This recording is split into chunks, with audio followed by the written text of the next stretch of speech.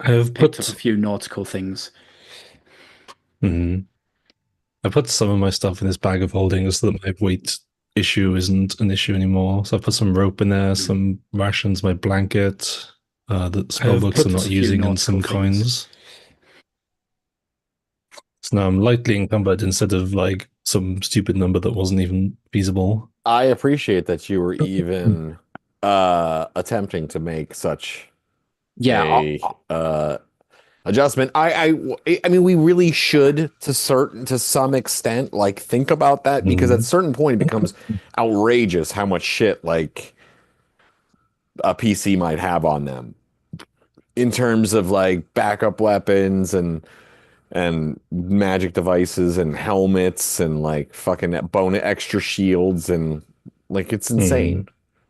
I keep an eye on it to a degree as long as I'm not like as long as I don't feel I'm ridiculously encumbered. I don't really pay attention unless the DM wants me to. I'd like 12 pounds of coins. I leave it up to Yeah. you guys. I assume you'll do it, right? I mean, I don't really. I mean, for the most part, I like to think I leave a good chunk of my stuff on my horse. I don't get to use my horse, even though I've got one, but crawling around in a dungeon's Yeah, not really dungeon bringing a is horse not. down. Yeah.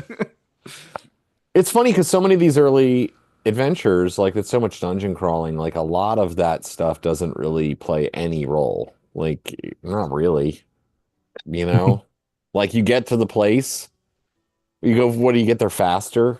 And then like the horse is like a non-factor for the rest of the campaign. Yeah. Unless you got a lance.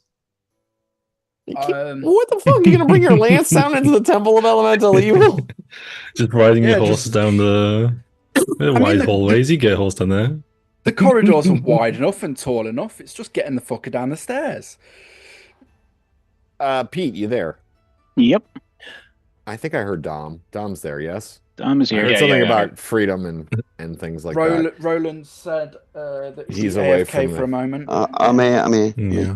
Okay, well, so let us set the scene here as the group of the five of you last session once again approached the Temple of Elemental Evil, skirting around its southern reaches along the uh passing by the main entrance to the place, an entrance some of you can't even stand to gaze upon. Others who have managed to stand strong against its effects, still shuddering as you move by it. But you had other business at the moment as you noticed a group of ogres up ahead that was engaged in sort of a strange uh, attempt Ritual. at modeling a version of Roland, apparently to satisfy some sort of demand that Roland be captured, based upon a poster of sorts that the largest and most intimidating of the ogres had in hand. That that ogre, along with all of the others, met their fates at the hands of you and your group with fairly little resistance, honestly. And after you were done murdering them all in cold blood, you searched their body, found shitloads of treasure on them. An easy victory. But you also noticed that there were these sort of like smaller drawings on many of them depicting the skull that Roland currently possesses and holds in hand. This golden skull with these four divots, a jawless skull with these four divots, one for each of which you have now learned must be gems, gems which are to be discovered somewhere else within the Temple of Elemental Evil. And it was that we left off that the group of you were deciding between a couple of different courses of action, and areas of exploration, you were considering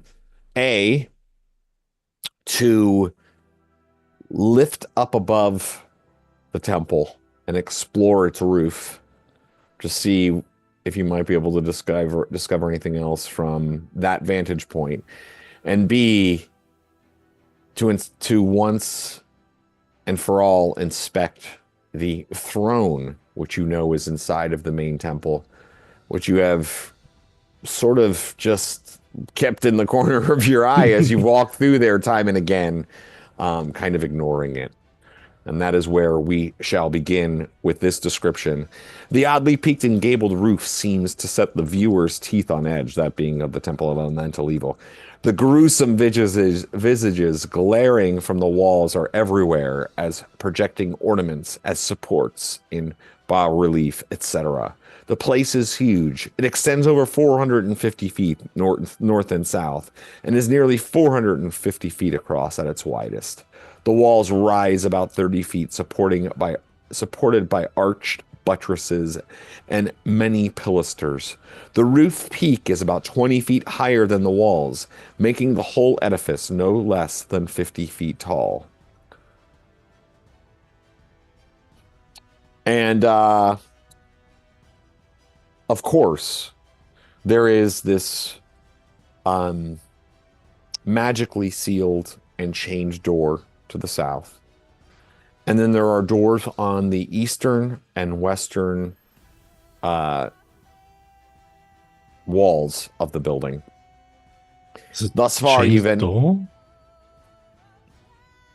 Another thing which you have basically never really gone and looked at is the front door. We always go in from that left side. Yeah, the you always front go door in is from chained over and here. barred? That's so funny.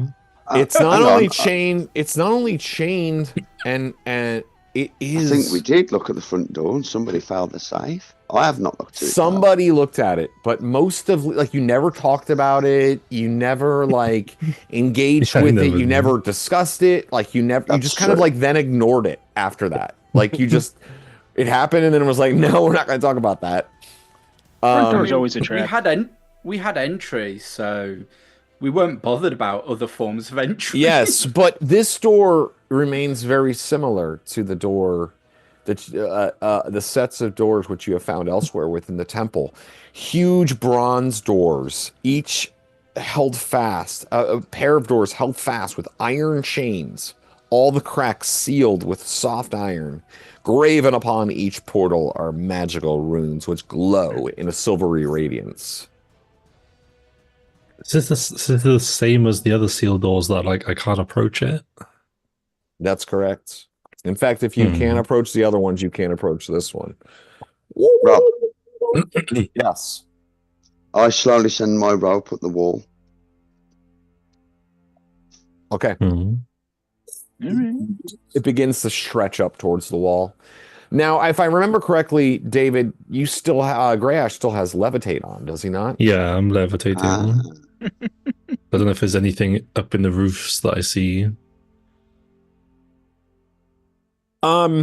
Yeah, so I mean, not so much the roofs, but you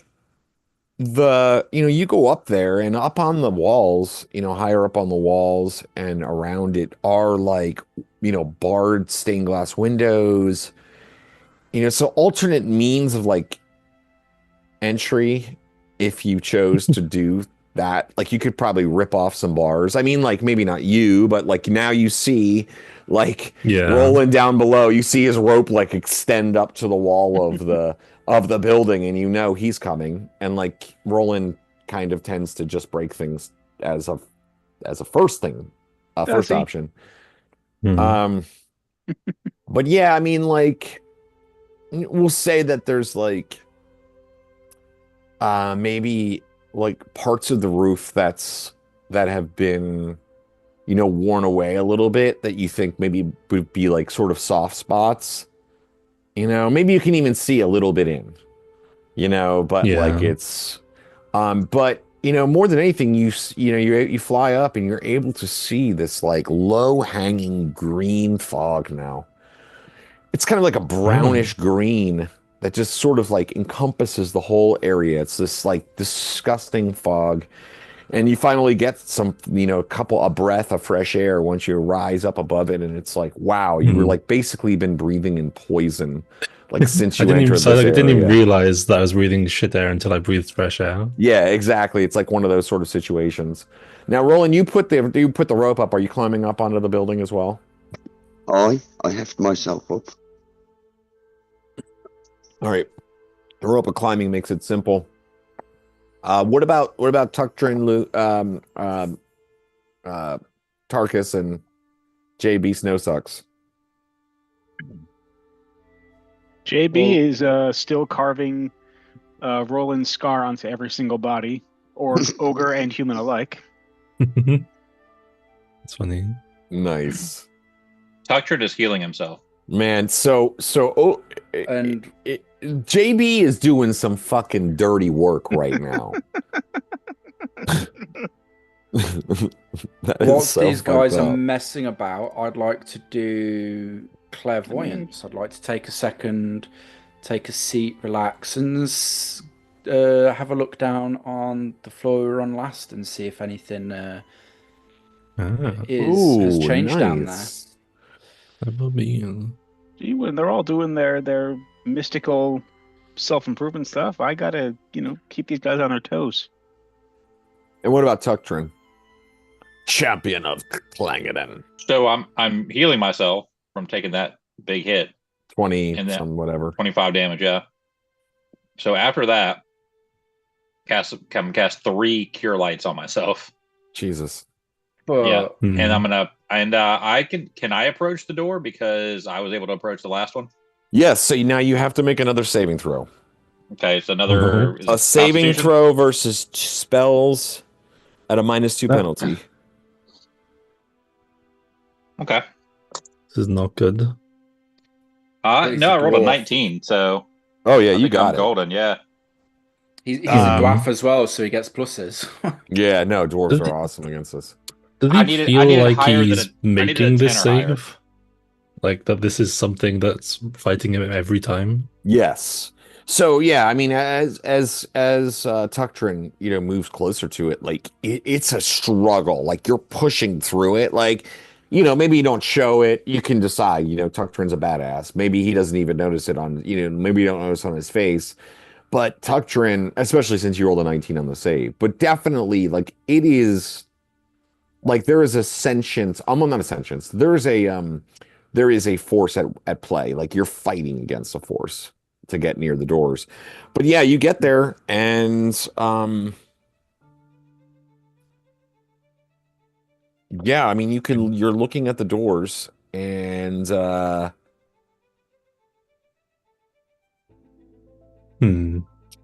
guess this would be a safe door to practice opening. It makes your eyes teary to just even try to look at it. If I may, I would imagine it's like looking at an arc welder. I gotcha. Yeah, it's like it's hurting. Like it's not causing you any damage, but like, but it's uncomfortable. But like, yeah, you're definitely like, like, oh god damn it, you know what I mean? It's like, it's just like, what the like fuck? Staring into the sun with shades. So and there's 2 chains across the door, right? Right, yeah. So there's like these humongous chains. In fact, I believe there's a handout in the Temple of Elemental Evil roll 20, and it should say Temple Doors. Yeah, handout 7. You should have it. Yep. I don't even know how to access that stuff. The DM just pressed the button and it popped up. Oh, yeah, there it is. Yeah, so I wonder.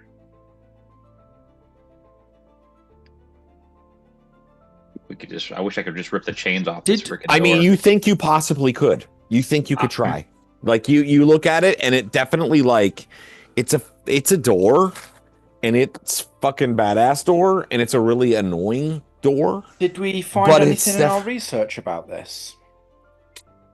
Because I know we took I don't think so. scrolling of it to look for it and to research it. You learned about the rule. You learned what some of the runes meant, like what they were, but It was just like powerful sealing magic or something. Yes, it was exactly powerful sealing magic and stuff, but it didn't really like it. It's not a story it's not telling you a story. It's magic. You know what I mean? Like, so it's runes you're looking at. Like, it's not really Right. It's runes that are holding something back. potentially. Should we attempt to open these foul doors? Can I try to read languages on these runes? It's not a I think language, it's magic. Okay. Okay. So, you know what I mean? It's like it's magic. It is. It's like they're magical runes. I'll float back down and be like, and like, seeing all this, be like, I think if we're gonna try to open any of these doors, maybe these ones would be the safest to start with, How are as the we know handles what's behind attached? them. I bet we could just, instead of trying to break the chain, just remove the handle.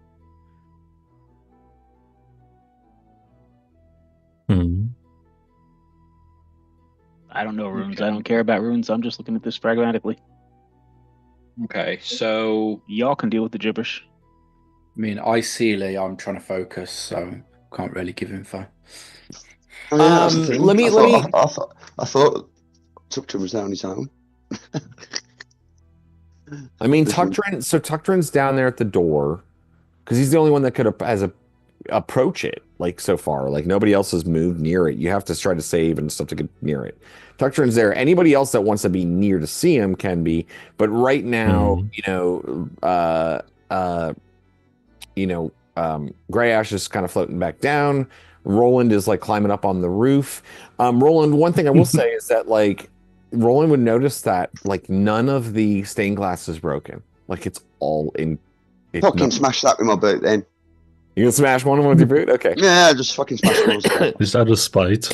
He just smashes one of them. But the open. reason I'm climbing across the roof is I particularly don't like the main chambers because they've got really strange pornography on. So it's kind of climbing across the top to smash a hole down into the throne area. And then it's going to look for a fucking rope down.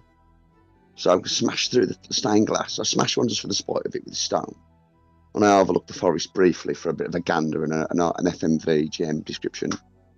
And then I'm going to fucking smash the fucking window in at the top. In the throne Yeah, and again, climb. it's like you just see like these in the immediate area, you see the these like husks of the old trees, because remember they were like kind of like falling down. Everything was sort of like dying off and drying up, and then now they've like fallen, but you can see these like strange patches and bands of color here and there as there's these like fungal blooms that have like grown up all around the area now. Even like certain pathways that you've taken, previously now look like they're kind of being encroached upon by, like, oh, that's where I went and took a piss one time. And like now you can see like, there's like crazy funguses growing like in the area where you took pisses regularly or something. There's just like it's the area is definitely responding to like what has happened before. Yeah, and you break a hole in if you want to break a hole now, you'll probably have to. If you want to break a hole in the roof. Well, I'll just smash one window for a peephole, like near the entrance, probably where I can see where Tuctron's killed a few ogres. And then I steam along the roof carefully. And when I get to where I can peephole through and see the throne or the dais, I fucking smash that shit in proper with the back of my sword. On my boot, like. Yeah, no problem. Then send my rope in. Sorry. Okay, let's see how. I mean, like, I gotta feel like it doesn't really say whether or not you can go through these windows, but I'm gonna kind of feel like you can. All right, yeah. So you start doing that. You're gonna do that. Roland's making shitloads of noise. So now Tuctrin, excuse me. I want to kind of give you a chance at this because you're dwarf. Remind me some of your dwarf like knowing construction abilities. Marcus has engineering. Dom, if you could remind me some of Tuctrin's building shit things. Yeah, like so I've got the list here. So I've got detect grade and slope, detect new construction, detect sliding and shifting walls and passageways, detect stonework, traps, pits, and deactivate them, detect approximate depth. Those are the dwarf specifics. And then do you have like stoneworking or anything like that, or like? I had weaponsmith and armor smithing and dwarven runes. All right. Well, go ahead and make a wisdom check for me. Okay. Then. All right, I rolled an 11. All right, so like looking, you're standing there at the door, and you do think like it's possible to break these chains, but you don't think that you're strong enough. Like you can see that it's designed to require magically enhanced strength. Like just looking at it, you can see like no ordinary being could do this. That's part of the magic that's built into it. Gotcha. Like just looking at it based on the fact that you have a dwarven like understanding of portals and things like that. So, and you've been the one that's been able to get closest to it. Okay. Tarkus, what's Tarkus doing? Clairvoyance. Yeah, okay. Let me get back over to that. You're looking down to which particular area?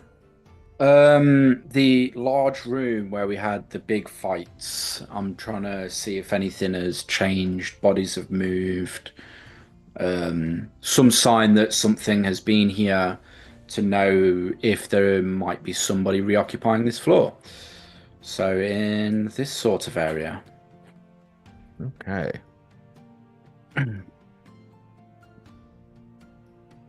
Can you move it around or anything? Like, how does it work exactly? It doesn't detail whether I can move it or not. It says that I'm able to see what's down there. I don't get any infravision or anything. If it's pitch black, I can only see 10 feet around me. If it's lit, I can see at my normal visual radius. If it's magically dark, it's completely dark.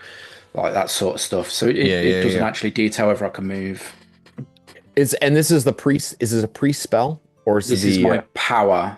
So it's akin to wizards, clairvoyance, or clairaudience. Nice. Okay. It's a 3rd level spell. Let me just kind of look at it. And you're using clairvoyance. You're looking specifically clairvoyance. I'm looking, not listening. Though listening in hindsight would probably be better.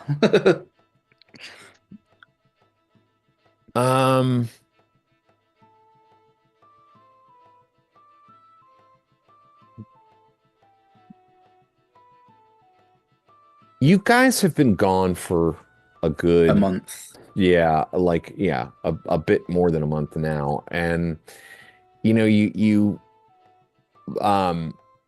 so this is granted power from like the god of battle, like of war, Arrhenius. Yeah. So like I imagine like this is almost like a tactical view of it, like in the way that it would be like, I don't know exactly what that would mean, but like I almost feel like you're seeing measurements and like placements and looking at the scene in very much like from the standpoint of like the previous battle and how things were set up at that time. Yeah. And so like those things become clear, and as they do, it's like almost immediate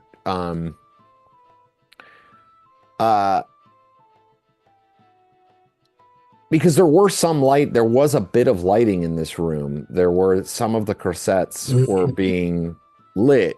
And so you can kind of see around this large room. And I mean,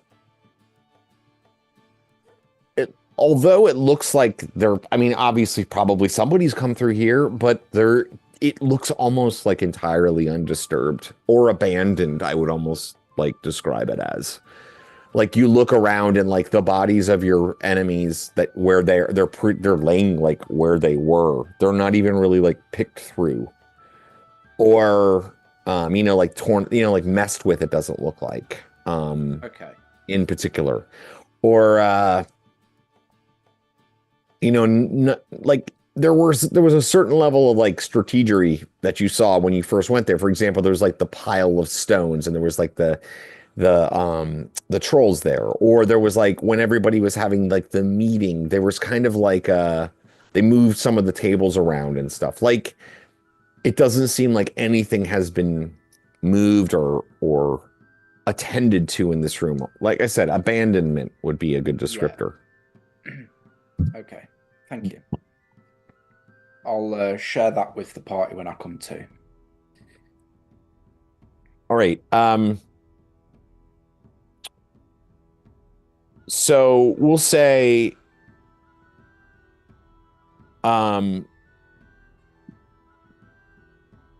Gray Ash kind of floats on down. JB, you're done with your slashing and scarring. Tarkus is coming out of the clairvoyance at about the time that Tuctrin has sort of recognized that this requires some magical strength to break these chains apart. Roland is on his own mission.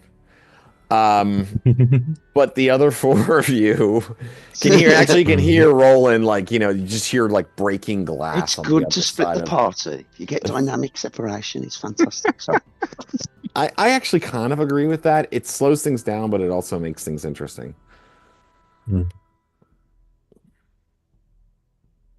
Yeah, so what would you like to do? Spells to cast in this door. So if I wanted to try and be through the bunny wand, but maybe like noting Tuctrin's over at the door, and I haven't been over to one of these yet and taken a good look after seeing how the wizard reacted so poorly. I feel like it's time I go and have a look and see what's going on. So I'm going to approach that door. And, I mean, surely a war priest of Arrhenius is stout of heart enough to approach these doors. Go ahead and make your saving throw versus spells -2. Wary. Although you could pray for strength before you go near them, blessing yourself with the endeavors of your power. That's a smart idea. I don't need to. Versus spell -2. I passed. Okay. Just saying. On the dot. Gresh cautions people in general that they believe that, by the way, that I cannot approach these anymore, and like they seem to offer resistance every time. If we keep going to doors and not doing anything with them, we might eventually all not be able to ever approach a door, because you only need to fail once. I passed, so I can spend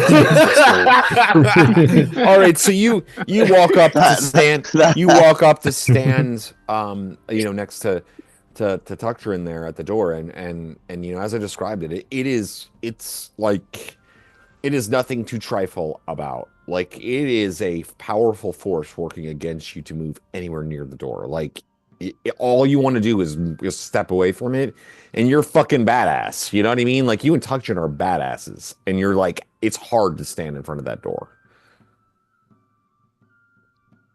Dispel magic. I'm gonna give it a try. I'm just gonna cast Dispel magic. Yeah, let's see here. There's a chance, I think, here. You never know until you go. Nice try, Luke. At least you're trying there. Yeah, it's either that or knock, but like at least you might be able to gauge higher it than knock. Yeah, if we can break this one open, then there's a chance we can break the ones further down open, and this is, like we say, the safest door to do it on. The only thing that can happen is the whole building falls down around us. Luke, mechanically, you'll get Luke. Yeah, Luke, but we're outside, so who cares? Luke, mechanically, you'll get like an indicator now of how strong the magic is. Yeah, which is a good thing. So, not that I'm there. But you're trying to dispel magic, right? Yes. All right. Well, go ahead and roll your d20 to try to dispel the magic of the door. So yeah, you can see. I mean, like, Gray Ash. I mean, for those of you who have never been able to approach the door or can no longer approach the door, the fact that Gray Ash is standing there. I mean, that Tarkus is standing there casting a spell at that door is like insane. like that he can even do it. So go ahead and roll your. Has JB approached the door? I don't think so. I don't think I've approached any of them. I've been busy, looting and causing mayhem. Mm-hmm. What am I rolling to see? Are you trying to go to the door? 12. Yeah, why not? Let me see what's up with the door. Okay, you roll now. Never mind. So it's too late. No, I rolled when he said roll. So, all right. Well, Yeah, hold on. Let's stop for a second. Just pause for a second. Take a pause. What are you trying to say, David? I have a spell that can help other people cast spells better, and I was going to offer that.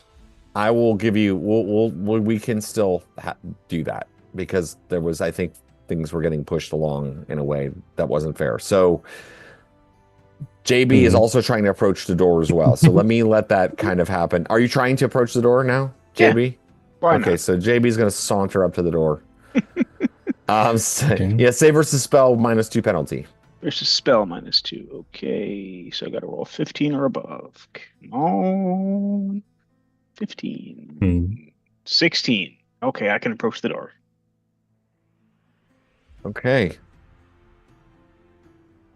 Cool. Base chance is 50%. 11 or higher on D20. If the caster is of higher level than the creator of the effect, the difference is okay.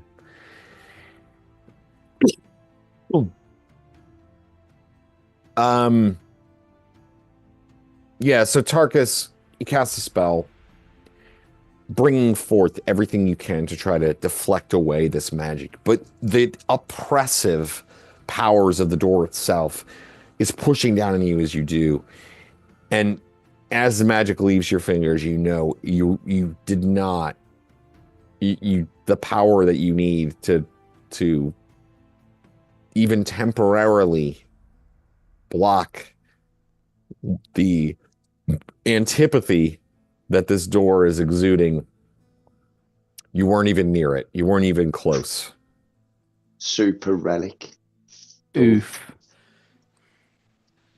Mighty caster. That's like fucking 6 level 19 wizards casting that shit. And it to fucking block you. Whatever. We're not getting through this anytime soon, guys. Not with dispel magic. Nice try there, bro. At least we know now how fucking radically powerful it is. I mean, that being said, like, I wonder if the door would unlock if we had the skull with these.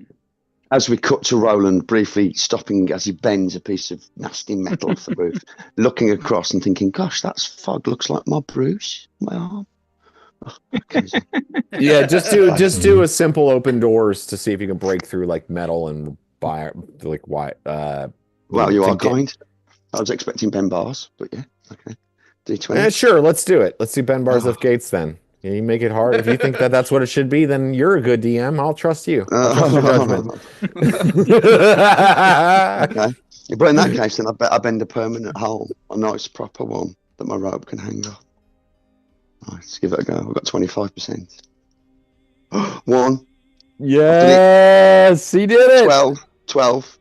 1, 2, 1, 2, 12. Nice. So you rip open a nice hole in the Temple of Elemental Evil's roof, or like do an Arnie for a sec and bend a bar. Amazing. Got rope. Yeah, rope, and then rope goes, then does its thing. So I mean, back to the players. Yeah, back to the others. Yeah, but I mean, go ahead, Tuctrin, Dom, because I know you were kind of just chatting. No, I was just saying that I just said out loud, perhaps the skull, once complete, could open the doors. That's just sort of a magical key. I hope not, because currently our idea was that the gems might be behind the other locked doors.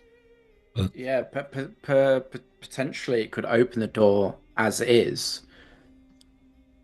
We could attempt that, or perhaps these, if these gems do exist and they are in the temple, maybe each one is keyed to a door, since there are multiple doors. Mm-hmm. That's a logical assumption. Perhaps those are the keys. I'll go around to the inside to the side door. What does this door look like from the back? Like, can I approach it from the non-protected side? I believe the other side is the Is it the same on both sides?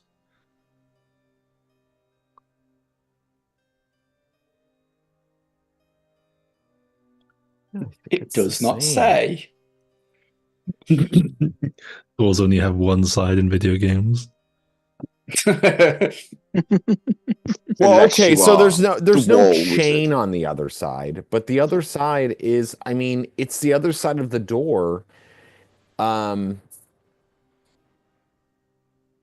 see the other side of the door, and here, you know what? Actually, let me go back to the other map real quick. Yeah, D20 was on level 2, I think. Yeah, well, that's because that's what Luke was looking at. Or, I see. Yeah, Claire. It's Claire. Yeah, I mean, it's still the same door. You can see like certain things from the other side of the door. Like you can see that, you know, like there are runes on the other side of the door. There's you know, it's all infilled, you know, with soft metal, so that way that there isn't like any space in the door, and it still is hard for Greyash to approach. Okay. I continue to do nothing. Okay, well, so you walk in there, and about that time, you see a rope like swing down, like, or you hear the sound of like breaking glass and metal like hitting the floor of the temple on the other side, and then you just see this rope sling down from the opposite side of the temple. You know, like distantly. I don't know. Maybe you can even just see Roland's head like poke through the hole in the top of the roof, like up there or something. I give him a wave. Yeah, like as I poke, as my head through, as I watch the rope go down, I start clambering down like into the area just before the dais. All right. So like kind of like right here, maybe probably maybe here somewhere. In the 18 version, you maybe see the rope does in fact tangle around some quite odd pornographic looking shit, and he goes, oh.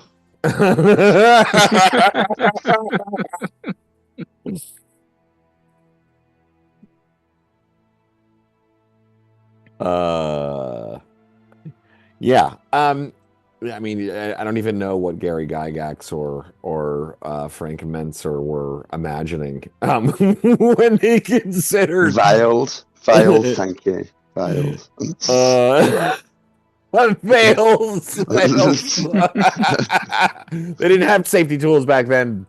All right, so yeah, so what are the group of you doing at the front of the door?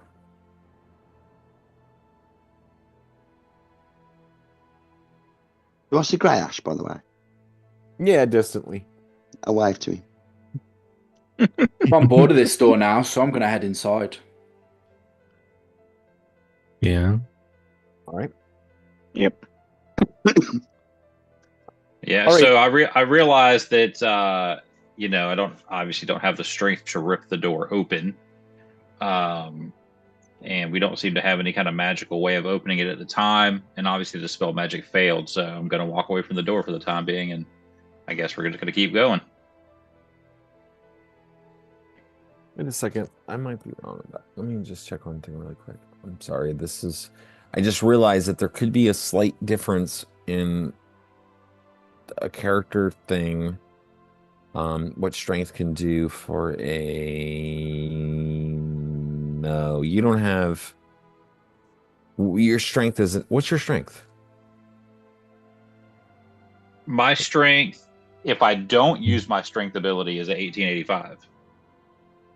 If I do use it, it's at 1800. Well, actually, you could do it. You could have a chance at it then. A low chance, probably, but very small chance, yes, but there is still a chance. So I'll use my strength ability and I can give it a shot.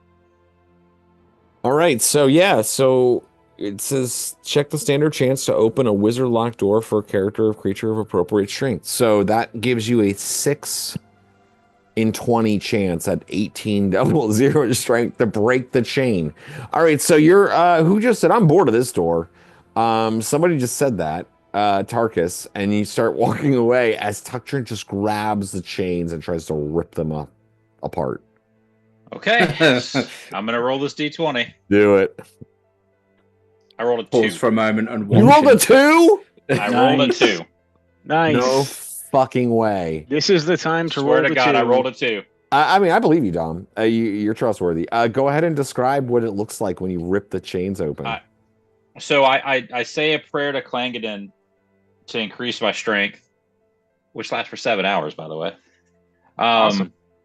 And I'm looking at the door, and the door's fighting me, and everybody's like, I'm bored of this door, and I just reach out with my hands and grab the chain, and I just tear it off. Just grab both hands and just rip it to pieces. And as you do that, the door, like, just because it's a fucking enormous chain. It's almost impossible to, that was, literally almost... It's my best roll of the game so far, I think. Almost 50 sessions. In terms of, the importance of the moment that you rolled it, yeah, probably. The door, there's this that was quite a nonchalant descriptor, and I'll give you that. But at the same time, it is still these massive chains in this door. So the door kind of breaks outward. You know what I mean? The seals and everything sort of just break outward.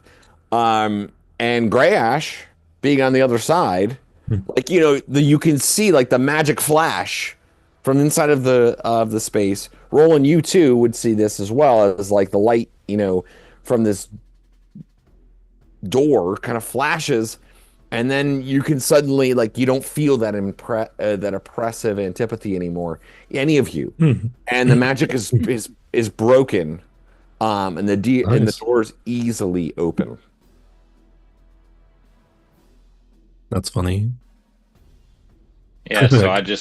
How did you do it? I prayed to Clangadin for strength, and I ripped the chains off. Throwing magic at it does nothing. This guy just walks up and goes, it's cheese, rips it apart. Mages often underestimate the strength of the body. This is true. I think Roland pauses and ducks into behind a pillar, anticipating that there's an attack. It's come on the front, like a magical attack or something.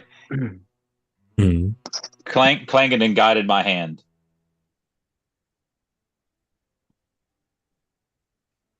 For reasons I do not change in the environment. Do I feel like evil has been allowed to escape this place?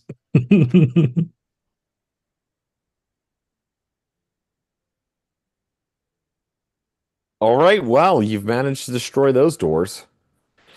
And there's a dragon. No. Surprisingly, with an expectation of some sort of grand event to happen in response or some sort of thing, you find yourself once again just standing within the temple. You can see now that, you looking all the way... I don't know. I mean, you guys have all sort of entered in now. Now everybody downstairs knows we're here. You see approach, it changes the tenor of the temple a bit, having those doors open, just because there's some level of this greenish light kind of coming into the room now down at the southern end. And of course, I should kind of describe the temple. It has a sort of undulating different colors depending on where you are in the temple, sort of devoted to various factions within. The main entrance being sort of this mottled brown colors. There being a section devoted to fire, a section devoted to water, a section devoted to air, and then this sort of back area, which is appears to be the greater temple where the throne is. And Roland kind of comes to the group from that back area. But again, things look Looking like shocked that the door's open. I look shocked. Like, as the door is open, isn't it? As I approach a bit further, Yes, towards it them. is. So I'm right down the other side of the temple. I am. So as I approach, I go, "Oh!" and I laugh really loud. And the door's open. Sorry.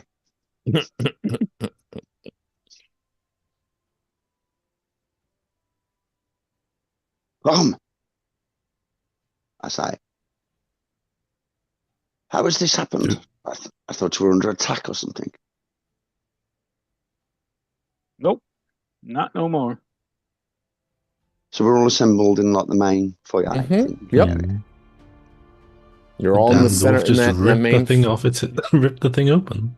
I felt the orb And- briefly. Does it feel any different when the door's destroyed? Oh no, but it feels so good to have back. Let go of it. No, let go of it again. All right, Mr. Frodo. Come up to the main dais. There's the throne area, which we have yet looked upon. We may as well look at it. We've avoided it enough. Yeah, let's go take a look. Yeah, you move down the main area, and there are these huge, of course, these pillars on either side that extend from floor to ceiling all the way up to the roof, near 40, 50 feet up above. And you kind of gaze around the temple as you go deeper within, looking left and right, seeing the entrances that you've used on previous occasions. You see, of course, there is this large pit that you've examined once before as well, just beyond a kind of like sacrificial altar that's shaped like, a man to be readied for the temple. Continuing on is a second staircase. Descends down. You can see that's where the character icon sort of is by right now. That staircase descends, and see if I can kind of... Watch, that's a shortcut all the way to the bottom. Yeah, Could be. let's have a closer look. Now that I'm backing off the patio, we've got a wildcat, you see, you have to feed it. Where the icon is. Okay. Mhm. So we didn't look much around here. That's what I'm trying to say. No, I don't think we ever went down yet. Nope, we took the side entrance. Yes, we were weak when we came here last time. Now we are strong. That was. Come. I think we went in on the left side with that spiral staircase in the upper part of the map, or was that the lower part of the map we went down? We've done both, I think. You've We've gone been both down now. red, down green. Yeah. Okay. So every time we come here, we take a different staircase. Yeah, Why pretty break with much. tradition? Variety is the spice of adventure. Yeah, so you get up to that. There's this grand staircase that descends down. And again, you haven't really explored here basically at all. And getting near it and looking down into the staircase, I don't know who's there closer, who's there at first, but you begin once more to feel that oppressive antipathy as you see yet another set of bronze double doors there. Similar to the first ones. At the bottom of these ones? Yep. Mm. So No, Do you still have the strength buff on you? Well, that's You a know the while, guy- right? Sorry, David. Yeah, it lasts for 7 hours. Oh boy. Perhaps you want to try these as well? Yes, I'll try those. All right, you have to approach it. You have to make another saving throw versus spells -2 penalty. So there's spell -2 penalty. I need a 10. I got a 13. Oof. Okay, that was close. Whew. Not the 19 for the first time. I know. And then I'm going to try the same thing. I'm going to grab a hold of the chains and just try to rip them off. Amazing. All right. Mhm. That's a 3. Oh my God! No That is a fucking 3. way! 3 on the die. Tuctrin, he's our man. If he can't do it, no one can. Feeling the power of the antipathy The D20s today. broken once more. Feeling as though you have been infused with the power of Clangeddon. Feeling strong as you are guided by divine providence. And you rip open the chains once more. And the doors do open, in fact. But they Where open did these go? into an area where you've been before, and you see beyond is devastation. Outside of the stone temple? Yes, the Temple of Earth. Yeah, that would bring us to like that center area, I think. That's where it goes. Wouldn't that bring us to that Okay. place that's marked anti-gray ash door? That's my guess. Yeah, that's the place. Yep. Huh. Interesting.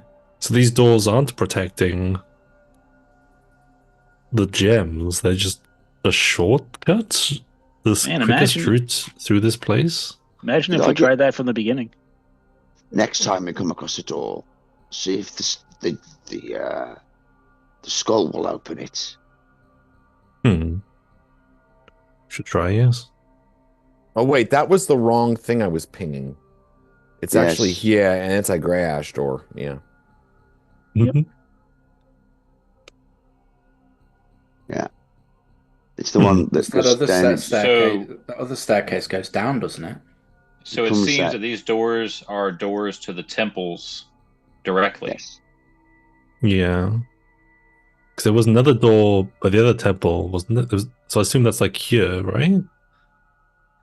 Like down here, these stairs, because there's another door on the level below this one. That was also at some stairs. That was around the same place. You're That aware of makes two sense. other doors. I know, and I will tell you where they are because you've seen them Yeah. before. There's the one I know, the first one that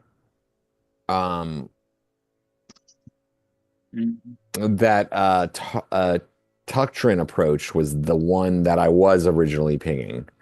Because that was the one I was Yeah. thinking of, but that's not that one. But that is another one of those doors. You have approached that one before. And then there was in that main chamber that that Tarkus had just looked upon was that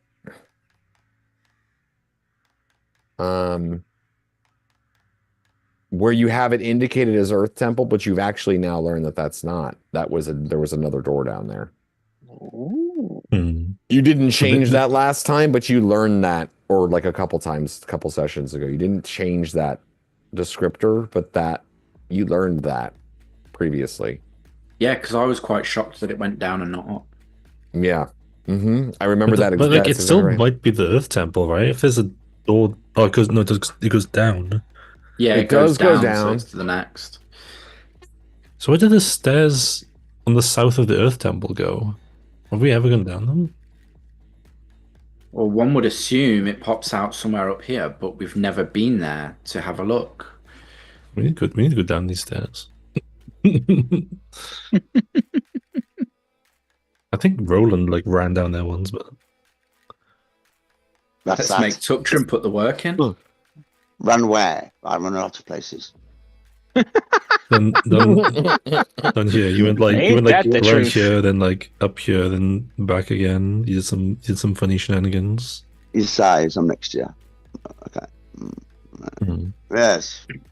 Well, we could have a look. But while we're here, why don't we check out the dais and the throne? We haven't seen it yet. Hmm. Yeah. Yeah, come here to look at the throne, completely bypass it. Oh yeah, the dais. Yeah, we can go back up and look at the throne now that we. And then- I feel and like then we'll- less. And then we could go look at that other door and see if the skull will activate it. Hmm. Gresh is a little disappointed. This is all this powerful magic, and it's just like, they're just doors. They're not even protecting anything. They're just doors. And the strong man just walks straight through them. Where are we? What's this map, Rob? You've given us blackness. Oh, it's blackness? My bad. What was this?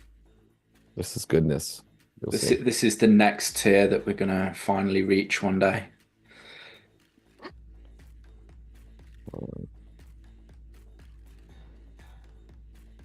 This music is intense. I don't even know. Oh no. We're done. Can you guys see stuff? Yeah. And I see stuff, yeah. Oh, cool. We get a zoomed in version. Sweet. Yeah, This is just the temple. And it's more detailed, so you can see more. Nice. I'm just at the top of them stairs. In fact, I'm moving between the stones now, the different pillars, in like a semi-combat stance. Oh, yeah, this is much bigger. Just checking. This is All this right, is the actual scale so north of the north of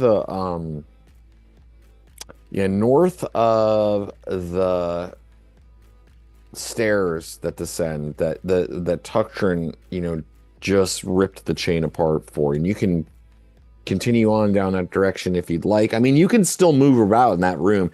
You destroyed all the. Remember, it's like all of the built roof fell down, but now it's like kind of like a cavern in there. You know what I mean? So like it's still a room, and you have to climb over stuff, but you can still move about. Further down in the temple from that area. But to the north of the stairs is the high altar. And there's a huge bronze vessel chased with copper standing here. Its 6 legs hold it slightly more than a foot above the floor stones. The basin-like pot is 8 feet in diameter. Its bottom is filled with old charcoal, bits of blackened bone, and unidentifiable lumps. A piece of chain still hangs over this altar, and evidently others similar once also hung there, but their bronze links were broken, and short pieces lie on the floor around the area. The altar's rim is dented and cut as if struck by many hard blows. Now, didn't you go to this room over here before? Yeah. Yes. We've been in there. Well, But we kept away from the dais. Yeah. Yeah, because we were too weak. We were like tiny little level fucking ones.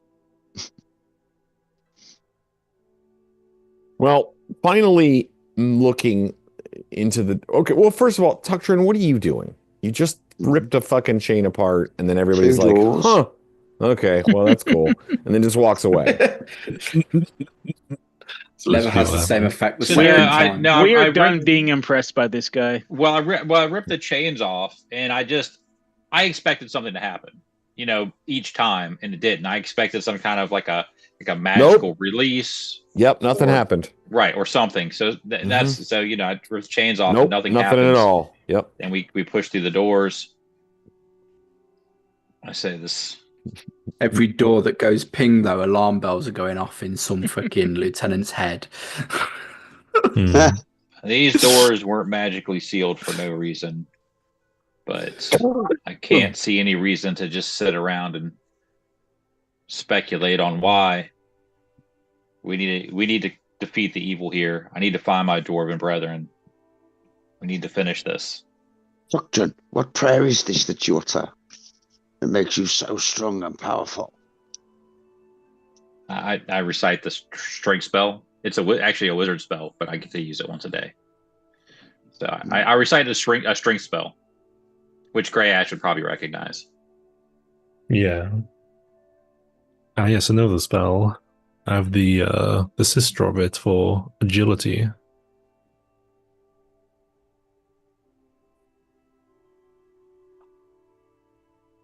This dwarven god of yours serves you well. So I step up onto the dais and start having a look at that throne. Doctor, do you rejoin the group then? Absolutely, yes. All right, so the dais extends south into the temple, forming a circular area. The floor, steps, and walls are black basalt, highly polished and gleaming. 4 steps lead to the upper platform, and upon it is a great throne of purplish basalt with leering demon faces and carved grinning skulls. Above the throne, the following words in the common tongue are chiseled into the curving wall. The power of elemental death brings mortals low, but raises the nameless one high. The flags upon which the throne sets are 10-foot squares of granite set in a mosaic pattern. What was written again? What was written? The power of elemental death brings mortals low, but raises the nameless one high. And a bit full of themselves. And Roland, upon looking over at the throne, feels knowledge enter his mind, and he realizes, as he possesses the orb, the golden skull is a key to the throne, which will allow anyone holding the skull while sitting in the throne to descend down to levels below. The hell? Is the throne big enough for me to sit on and people stand around the edge of it?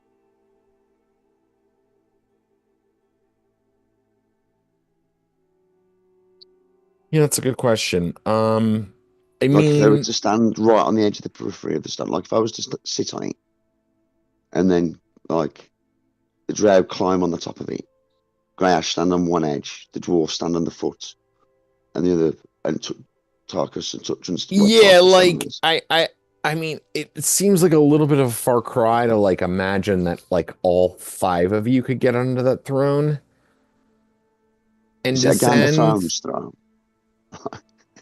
Yeah, like I mean, but maybe like 2 or 3 of you, you know, depending on who. Like probably like, I mean, certainly JB, Greyash, and anyone. I can activate the throne, I say, with the skull, with the golden orb. It is the key to the throne, I tell him. What do you mean activate? I'll sit on it. Prepare to fly. Prepare to float again, wizard. What? What do you Shadow mean? Pope, Drow. Where is he? He's always lurking about. I look around for JB. This is obviously. What do you mean activate? I feel like I'm just invisible all the time just to mess with Roland. I'm over here. Yeah, he's already right there. He was standing right behind you. You didn't notice him. What you need, Roland? What you need? What? Climb onto the back of the throne. All right. Careful though, you might descend into descend, and then we can. Those who can float down behind. I believe Tutran might have to stand on the throne as well. And This is a comfortable throne. I'm going to take this home with me. I'll give the other 2. I've got 2 potions of flying, so I'll give one to Greyash and one to Tarkus. Does it? You saying about like descending? Does it look like there's any seams in the ground where this thing is? Like how much is going to go down? Nothing. I know. There's no indication as to what. I sat the throne and make it descend then. I feel like you're going to teleport, and I'm going to watch you just disappear. But well, I've chucked you. I've chucked Greyash a potion of flight, and I've chucked. Yeah, Tarkus. I feel it's going to be transportation magic. So let's all sit on his lap. Potion of flight. If I'm not, then at least I've got the drow JB Tulux with me on the throne, and hopefully, Tutran, who can squeeze on. Hopefully, the cat keeps knocking my phone off. Oh, Tutran. Oh god, you guys are really pushing the limits of this. You got like basically your 2 biggest men, and then JB, the dwarf. I mean, if there's a problem, I could just tumble right off it. So I'm good. Okay. All right. So, Maybe you could climb down behind it as it descends then. I'm just thinking of the people who can't fly. Who can fly, I say. I can sit on the throne, it will descend. Does it move like I'll try and move it. yeah, you magically become aware of the command words to make it lower or rise, and can control the throne by sitting on it while holding the orb. Oh boy. So I sit on it and hold the orb, and I go, like, almost become like possessed for a second, just to go, say a weird word, and the throne starts to move. Yes. I don't know how fast it moves, though. Yeah, it begins to descend down below into the deeper reaches of the temple. Hang on, like as it goes. Hang on. Uh-oh. It might go really fast. I don't know. But I'm trying to like move it a bit and then say, look, jump on or fly behind, and we'll go down and have a look. Just think, Warbrice, once we see in there, you'll always be able to see in there with your sight of battle. We will be able to see into the heart of where this throne leads. All right. You descend down below into the deeper reaches of the Temple of Elemental Evil. Bye. See ya. Literally, I just went down on my own then. Nobody jumped on. Bye. Oh no. This is going to be amazing. I can't believe I wasted all those good rolls and all we had to do is have him sit on the damn throne. I don't think you have wasted those rolls, though. I think those might be unlocking some shit. Oh, I know what this is. Yeah, but we don't know where this is just yet. Yeah, we do. Because like, out of character, I know what this is. Yeah, out of character. This is where I died. You too. We all died here.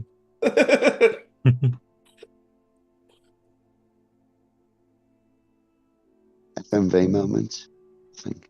Can you guys see the map? No blurting. Shut the fuck up, everybody listens to you. It's all the way at the top of the screen. Sorry. Wow. Do you see all the way at the top of the screen? I see. Yep. All right, so the throne descends into a large chamber. This place is horrible and disgusting, loathsome and fearsome. The stonework seems leprous. Dwarf, you're home. The stonework seems leprous and mottled. Everywhere are sculpted fungus shapes of nightmare form and coloration. Each column rising to the roof above writhes and squirms with intertwined fungi. The walls drip with slimes and ooze, revolting exudations. The bizarre reds, disgusting yellows, rotten grays and browns, nauseous greens and hideous blues blend in a vertiginous swirl in the center of the northern part of the place, wherein squats that's a great word. Your now huge, sprawling purple throne. This great chair is sculpted, you realize, as the illusion falls away, to display fungi in human forms, but those depicted are shown crying out in pain as fungi shoot up from their flesh, feed upon their dead and decomposing bodies, or grow rampant in their bony remains. Even the shape of the throne is abominable. Its seat is broad and round, with a its seat is broad and round with a concave surface and 4 hemispherical indentations, 2 in front, 2 behind. It has a wide armrest but no back whatsoever. It stands upon a 4-tiered dais, the top and 2-foot-high steps of which are carved in bas-relief to depict fungi, smut, slimes, molds, jellies, and other horrible growths devouring a compacted mass of living and dead humans. Unreal. Nice. Projections Seems resembling, hold on, last part. Projections resembling blighted vegetation line the walls, and each gives off a dim but pervasive illumination. Passages and doors in the east and south walls, twin valves of bronze in the middle of the south wall, accompany twins of gates found elsewhere in the dungeon, complete with bindings and silvery glowing runes. To the west, a 20-foot broad flight of serpentine steps leads down into a high dome chamber filled with dim but multi-hued light, continually changing in color and intensity.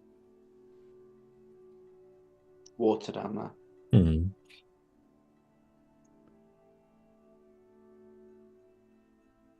Do I see a shaft down? Can I tell how far down we are? Yeah, I mean, I guess there's a shaft down now. Yeah, there's a shaft down there now. You look up, I mean, you know, whoever went down, I guess there's a hole there.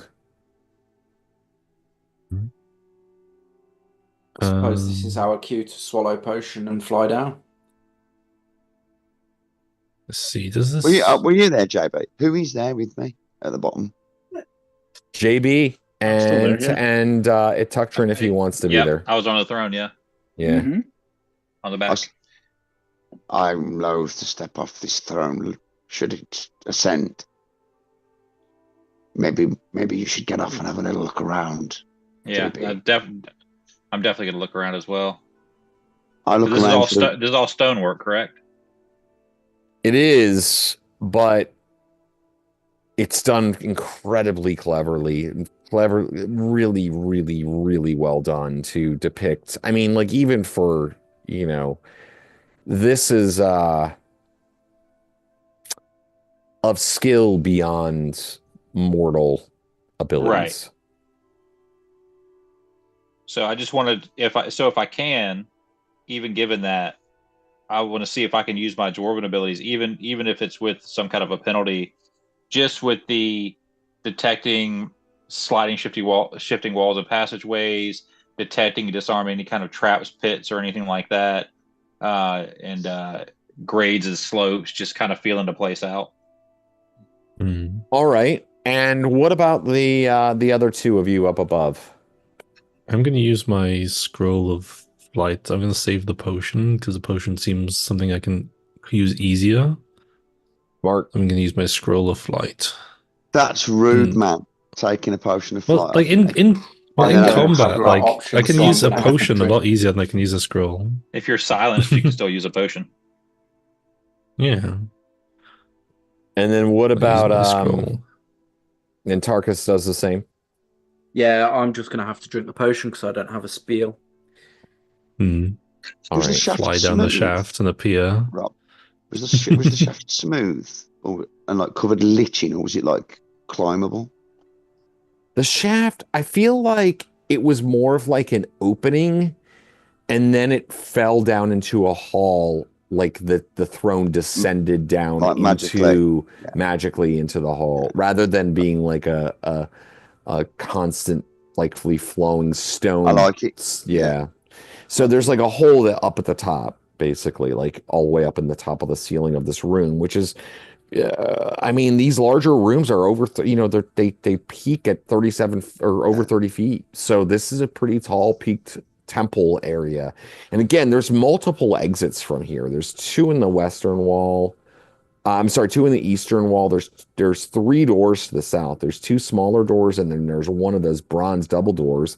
And then to the west is a wide passageway that, extends into a room which the colors seem to be constantly morphing, as if the DM might have thought that you were going to be appearing at some point in this room tonight. Yeah, so you all find yourself in that room. Now, kind of everybody describe to me what you're doing. We'll go around the horn here. We'll start with Chris, because Roland sort of initiated this nonsense. Go ahead. Well, now everybody's flew into the room. I get off the throne, and I go down the steps on the southeast side and just pause there a bit and begin to look about them pillars, while Tuckdun's looking around for like traps and shit, and JB's mooching about. So I'm overwatching, but I take particular interest around that exit place to the east. I lurk in the pillar area around there, basically to the east. So exit to the east. There. I'm there. If I'm pinging, I'll just keep pinging until you notice. So do it again. Okay. Yeah. And then what about we'll say JB next. What's JB doing? Oh, since we came down here in a very unorthodox way, I'm going to get off and I'm going to clock every way in and out of the room just so we don't get ambushed or cornered or pincer attacked in there. So we've got the 2 on the right, we've got 3 on the bottom, 1 on the left. I'm going to take a look for any secret entrances. Are you visible? Hidden passages. I'm going to be invisible and I'm going to be moving silently.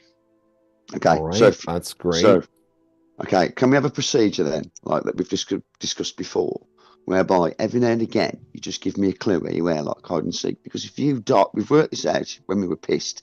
If you die hidden, sneaking, invisible, like silent quick death, we won't know you're gone or where you are, will we? That's what I'm saying. I can't overwatch you occasionally. You'll get over it. Yeah. Okay. Well, if it's I love that's JB's response. He'd rather die than give you any sort of indication as to where he's hiding. Very well.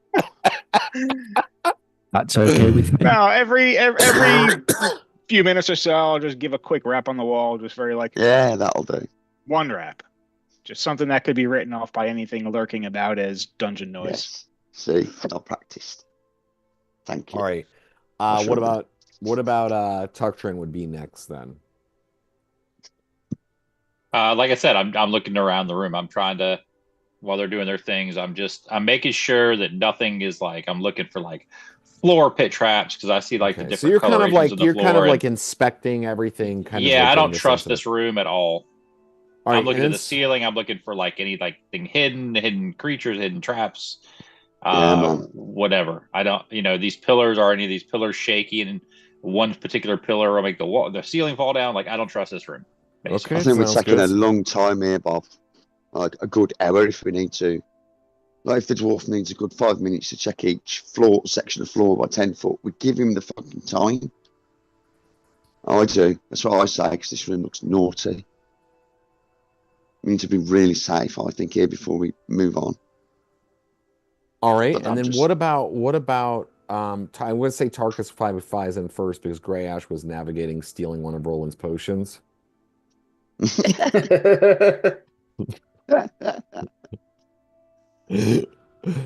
does Tarkus do when he flies in? How long does my flight last? Hours. Okay. Well, I stay floating around and just have a look around the place and be the eyes in the sky. All right, and then finally Grey Ash. I'm using my survival and spellcraft to figure out if these mushrooms are A, poisonous to eat, or B, poisonous to just be around from the spores. Wow. Do with that? From the Well, I mean the mushrooms that are around in this particular area are not real. They're just carved. So there's no real, like all of these are like they're all fake mushrooms. Yeah, pretty much like that area is. So the throne. It's weird. But that's where they get you. In that case, do I feel like they've been sculpted? It's sculpted to display fungi in human forms, but those depicted are shown crying out in pain as fungi shoot through their flesh, feed upon their dead and decomposing bodies, or grow rampant in their bony remains. Fucking hell. I'll examine these stone funguses. Do they look unnaturally high quality carvings? Yeah. Wow. Go ahead and make a spellcraft check. Is 17 so bad? Well, you still I want made it low or high on though. those. Yeah, you want to roll. My- Your My intel intelligence is 17, 17, so Yeah. I've matched my intelligence. I don't know what I think that it's straight up, or it might even be +2. But yeah, so like, I mean, it's crafted by magical means. Would any you of these Mhm. fungi potentially be native to woodland areas? Ooh. the stone carving of fungi? Yeah, For there's sure. the stone carving. Does it depict a fungi that may be native to the woodlands? Because I'd know what it is then, because I've got survival woodlands. Oh, for sure. I mean, these aren't unidentifiable fungi.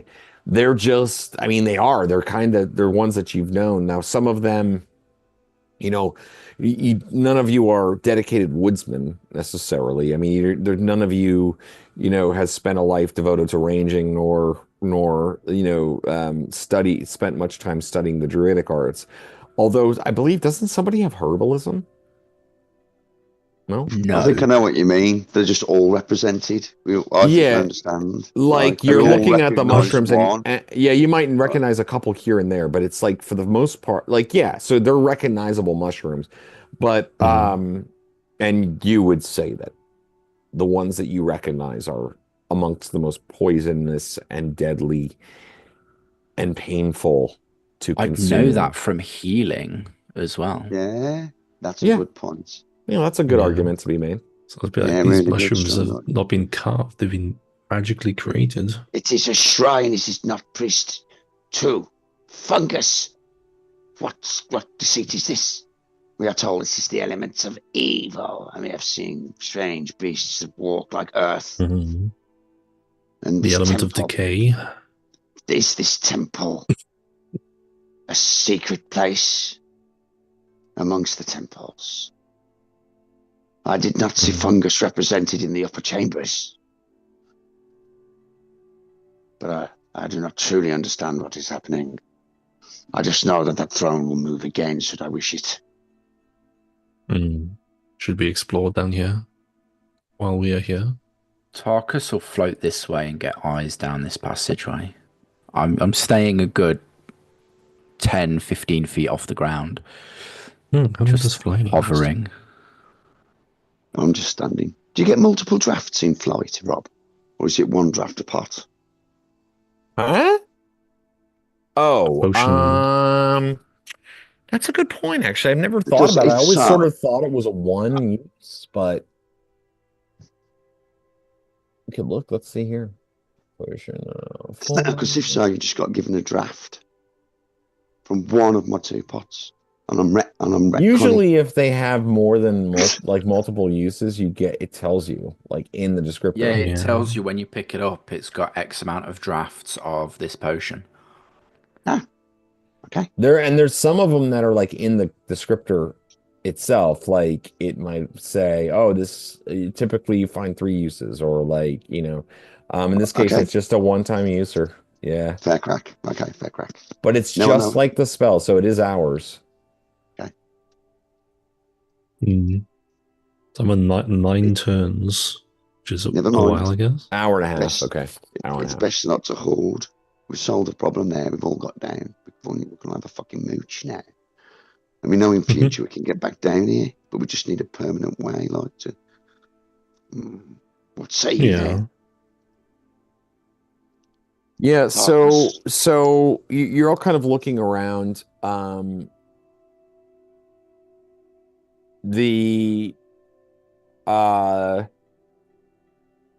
Here we'll go kind of point by point. Tuktrin notices, having spent some time looking around the room, there is nothing to be concerned of in terms of like the viability of the construction, in terms of like it's a stable, very strong, well-built structure. That being said, it's one of the most hideous, disgusting, and almost offensive things that you've ever been around. It's just like it's a perversion to all the good and right in the world. It takes nature, and dwarves aren't particularly nature oriented, but it takes nature and absolutely perverts it. And the fact that it's using stone to depict such a perversion is almost an affront to the nature of being a dwarf in a lot of ways.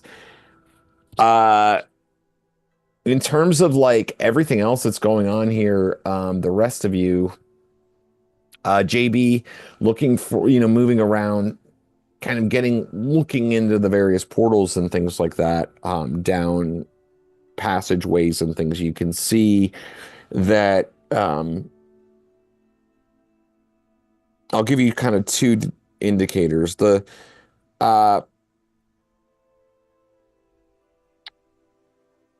passageway on the northeastern edge here, it is, there is sort of a purple glow coming from within that room. The room to the south here, just south of that, I'm actually going to reveal a bit more because it's actually fairly lit. Although it's a strangely shaped room, so you won't really be able to like kind of see everything, but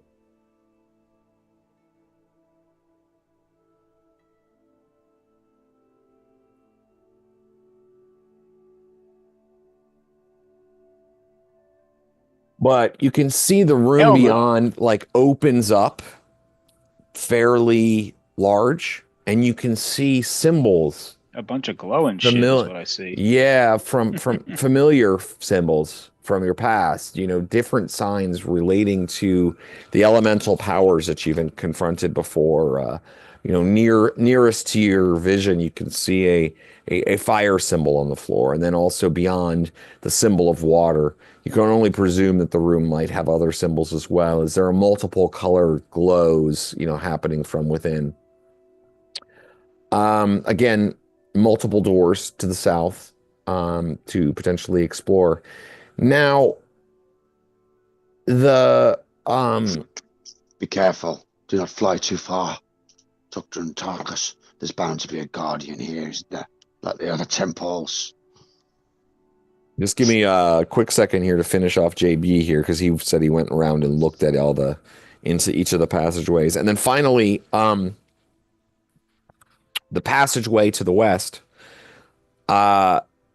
is again, you can see that it's some sort of hall. The stairs lead down, and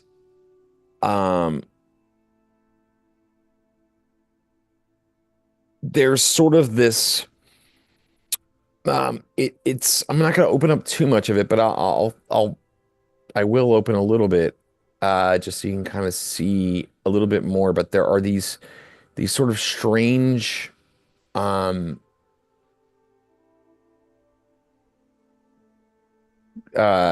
cressets that are, or cressets, or I forget what we decided it was pronounced, like, silver and gold in color, and they have sorry,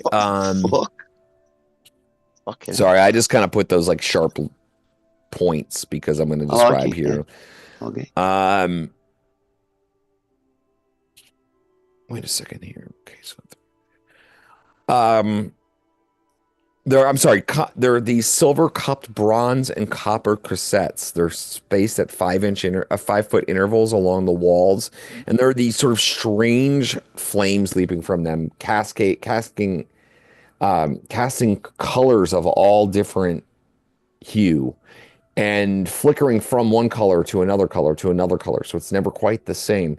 And down the stairs further in, it's a bit distant, but you can see gleaming off of said light are these 3 pillars, huge pillars.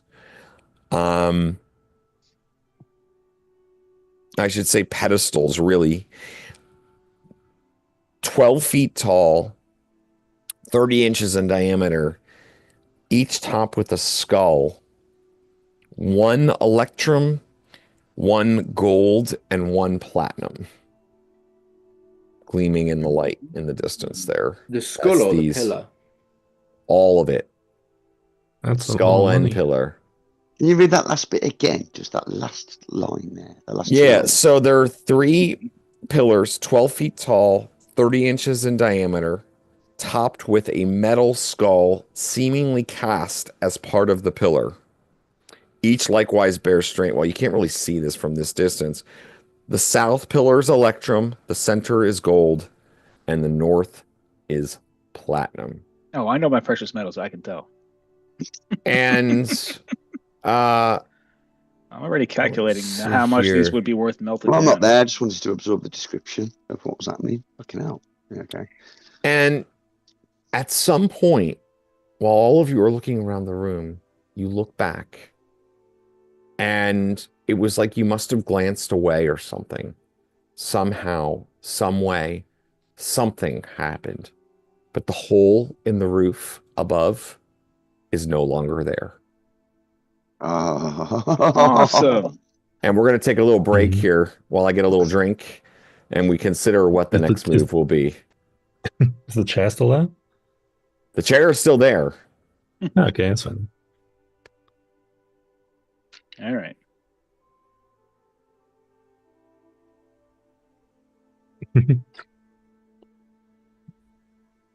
We're rich boys. Let's get these pillars in the chair. Stack them up. I was going to say I might go and pick up one of them skulls. Platinum skull should sell for a good chunk. It's like it's like the size of the pillar. They said it was a 30-foot tall pillar. Like a skull. 12-foot tall pillar, 30 12-foot inches tall. in diameter. It's huge, right? That's the pillar, but who knows how big well, I mean, I suppose the skull's going to be relatively big if it's 12 feet. I thought Otherwise for a we'll be able to see moment it. they were the things that we put inside the skull I've got, but they're not. Because I'm stupid. They're obviously way too big. I'm just double radius, right? So it's like 60-inch radius. Oh wait, no. 15-inch radius? 50-inch radius, yeah. The thing is, though, at a game, like, well, in game, Roland would say, just think, you can always see here now that power bestowed upon you. You can literally see into the heart of the enemy's main temple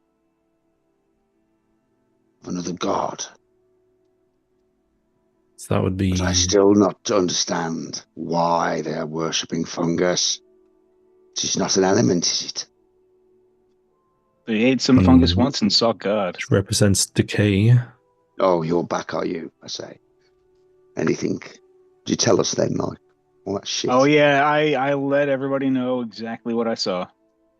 I am more freaked out by the purple glow because I can't see beyond it. It's just purple. It's just waiting until the gem comes back. That game, it is fucking interesting. If Prince is in there though, we're gonna have a good time.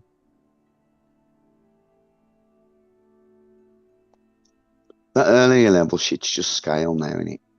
We find out the Temple of Elemental Evil is just a really badass goth club for all these fucking evil beings. Yeah. Why the heck not?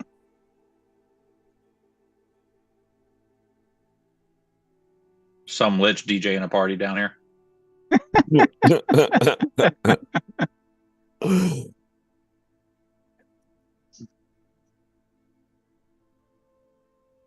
Is everybody around?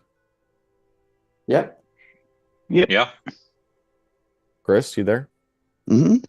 All right. Well, let's keep going then. Fuck. That was quick. All right. Yeah, so you I don't think any of us ever left, but I told the group what I saw, and I peeked into each one, and I am more freaked out by the purple glow than anything else because I can at least see a little bit into the other rooms. And I discussed that I thought the skulls were an object for the key, but then I realised I was stupid. I mean, maybe not. They're way too big. And I discussed the skull would weigh about 4,500 kilograms and be worth And I'm currently doing $301 million. All right, I Whatever think I those know are. what we're doing. Well, I know what we're doing today.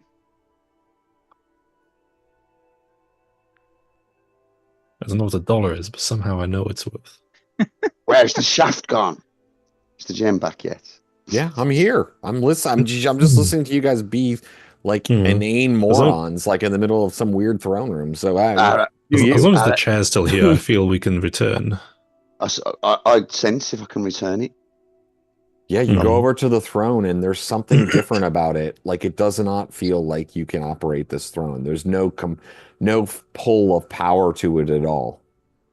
That's just... This function of the orb now has ceased. It must have been a one-way transfer. The owner must have had some way to reinvigorate it.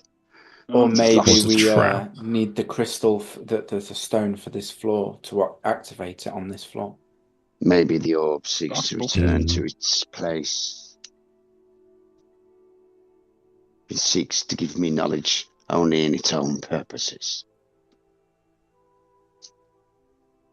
Which way first, then? Yes, as we seem only trapped that's the here. question. We cannot The wait in this room stairs- forever.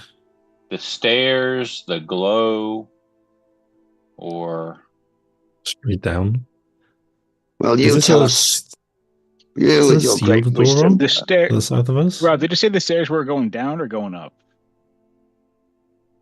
The stairs to the west are to the going west, yeah. down. Yeah, Okay. they're headed down. Mhm. So I feel like the first priority right now should be: can we find a way back up, just in case?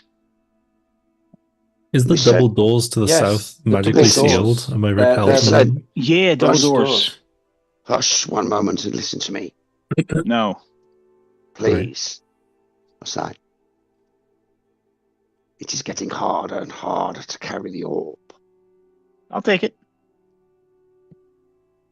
For once, will you not blurt in?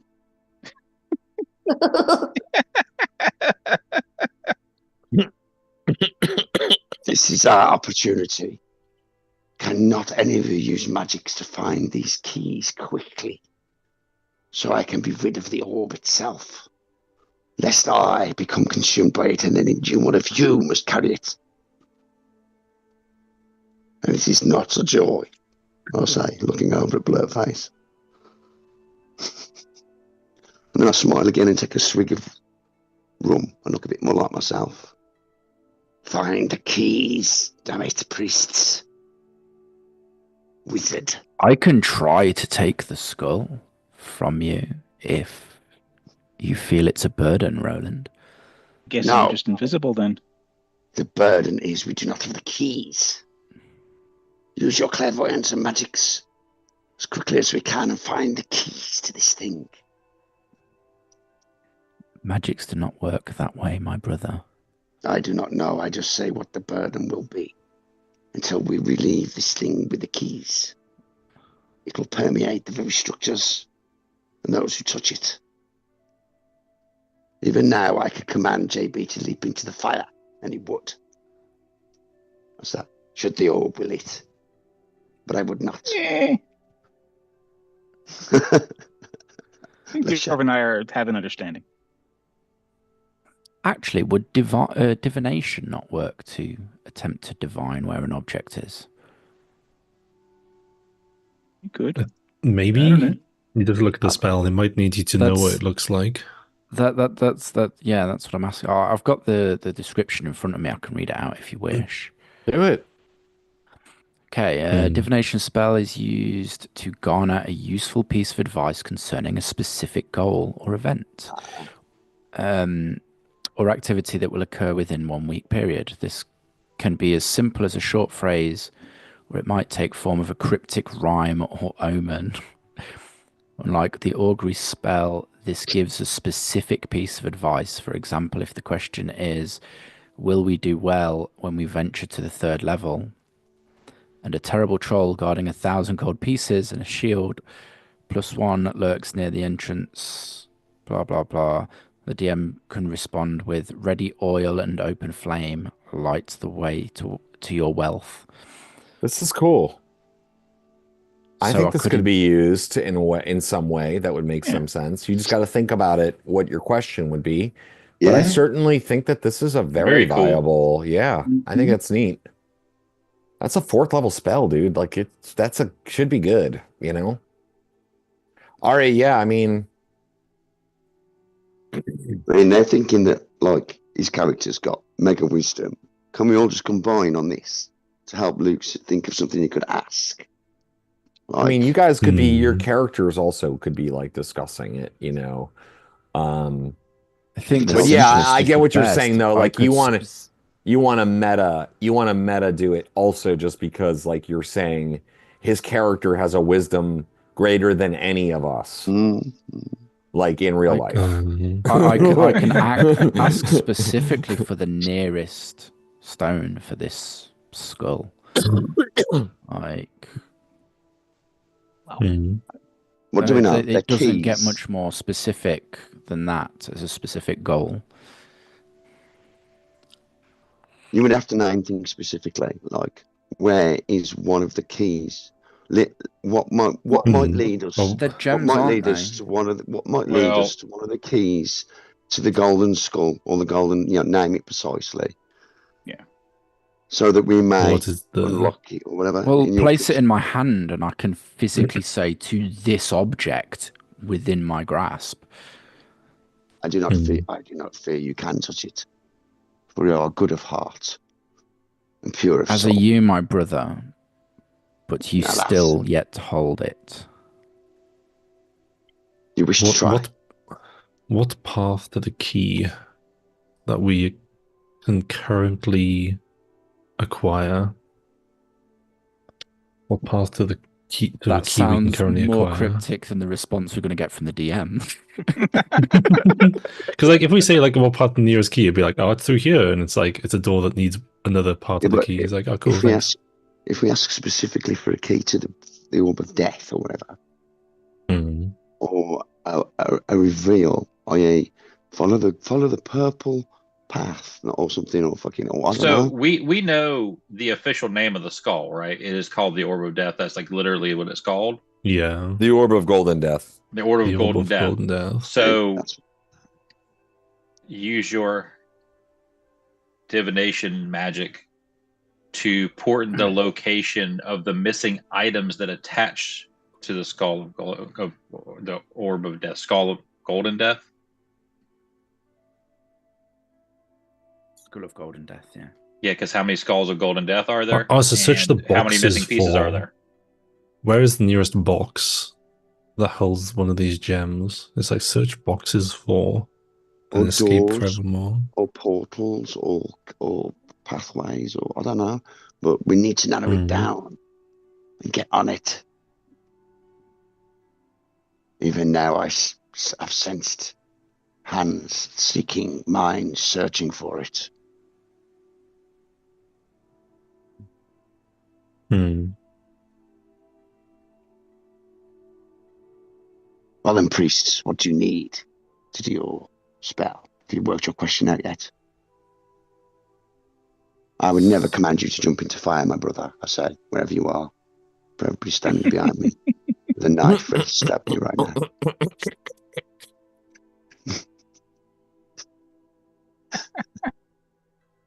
So specifically, I'm asking for the location of the gems for the Skull of Golden Death. It's worth a go. It is.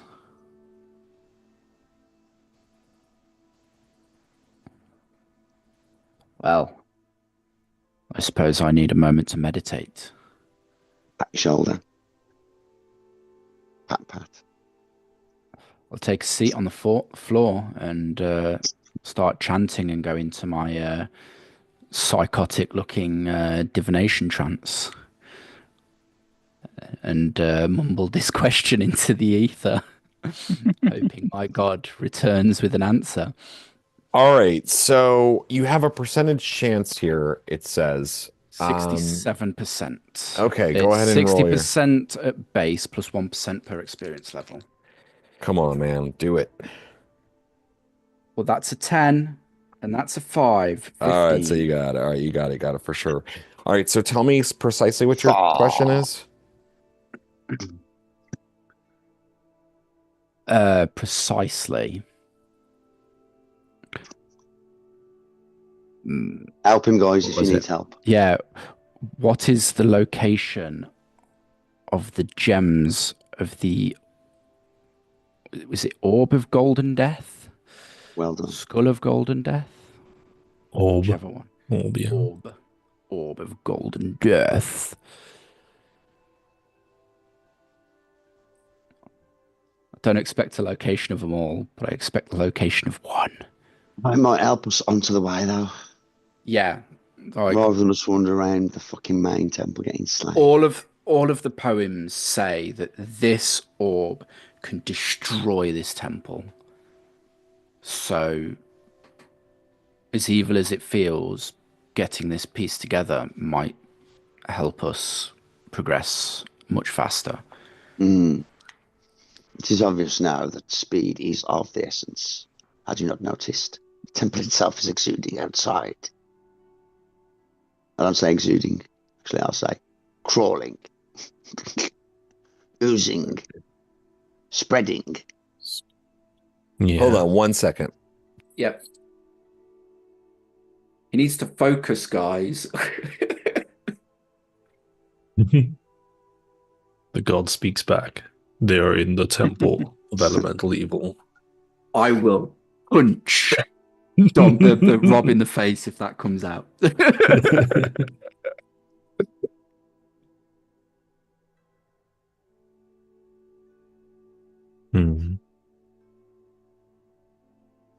It's going to come back. You're going to hear this whisper in your mind. In JB's pockets.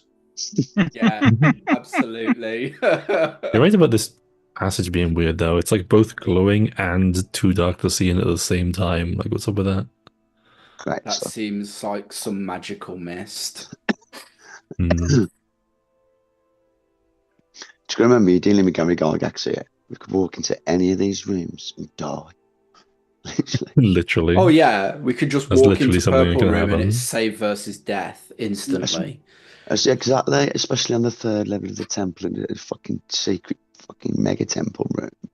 I think this room seems safe so far with the pillars. As we've wondered about a bit.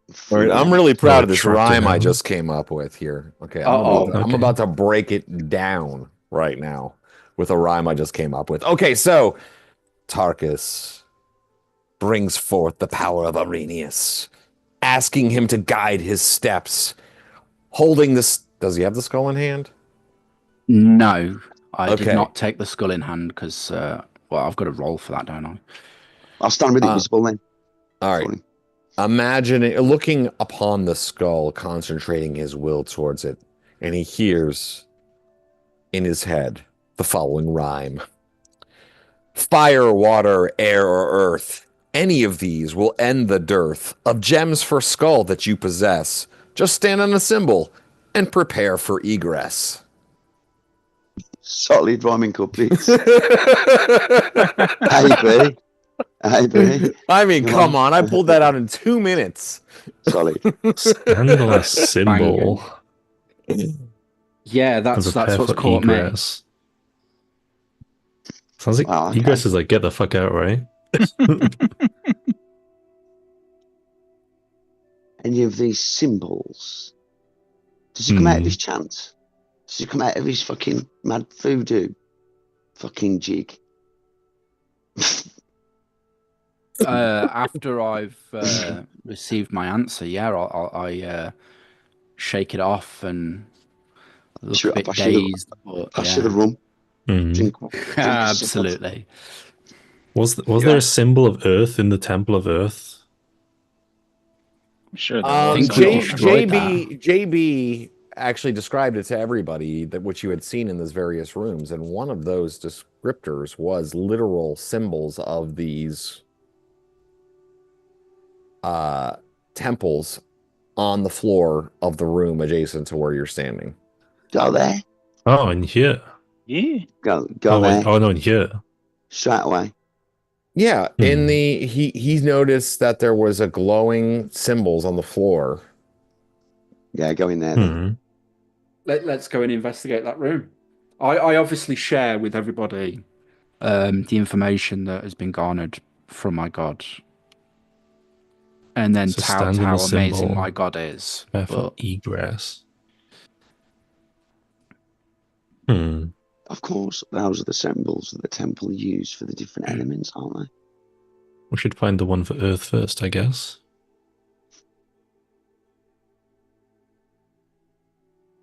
Well, as Earth has been demolished, yeah, I'd say so. Let's move that direction.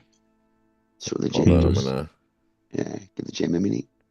just opening up this map for you guys, and I'll give you the full description of the room here as well. You know, I know these descriptions in the book are pretty cheesy sometimes, but I feel like you guys deserve to get the full Temple of Elemental Evil experience, including all of the box text.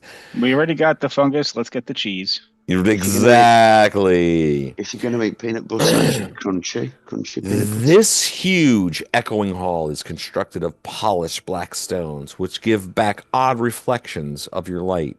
The most striking features here are the symbols set into the chamber floor. To the north is a triangle of dull ecru stone outlined with some sort of gray metal. A throbbing radiance seems to spread in dun-colored pulses that wash over the area. To the east is a great 10-foot square of translucent stone, blue at the edges and shading to a deep green at the center, bordered by a strip of pale green. The whole gives out undulating sheets of blue-green light. To the south is a circle of translucent crystal ringed by a silvery band. The whole sends forth slowly rising clouds of pale light that spread and disappear. To the west is a long diamond shape with 4 points radiating from the sides of the lozenge. The whole is fashioned of translucent stone, mottled red and amber, outlined in red gold. It sends up sudden tongues of brightness, planes of pale fiery light that vanish as quickly as they appear. All of these radiations gleam from the walls and floor of the hall. Any object in the center of the floor symbols shows the 4 different illuminations and the ghastly purple of their mix. If you look upward long enough, occasional glints of light can be seen from the vaulted ceiling that peaks 60 feet or more overhead. That 30-foot wide aisle to the west appears to be the only entrance and exit to the place. 60-foot fly around. Start flying around. Well, I'm still flying, so I can zoom. What is? All right, actually, the southern one is water. Oh wow! Oh no, air. That's air. No, that's air. That's air. That's air. You're right. Air. I would think my bad. To the east is water. Yeah, the one to the east is water, and then that last one's fire. Obviously, we know north is earth because we've seen that symbol on their cloaks. Yep. Actually, you've also seen the fire symbol now. Actually, I think you've seen everybody, right? Because you got in that big battle. Yeah. We massacred so many people.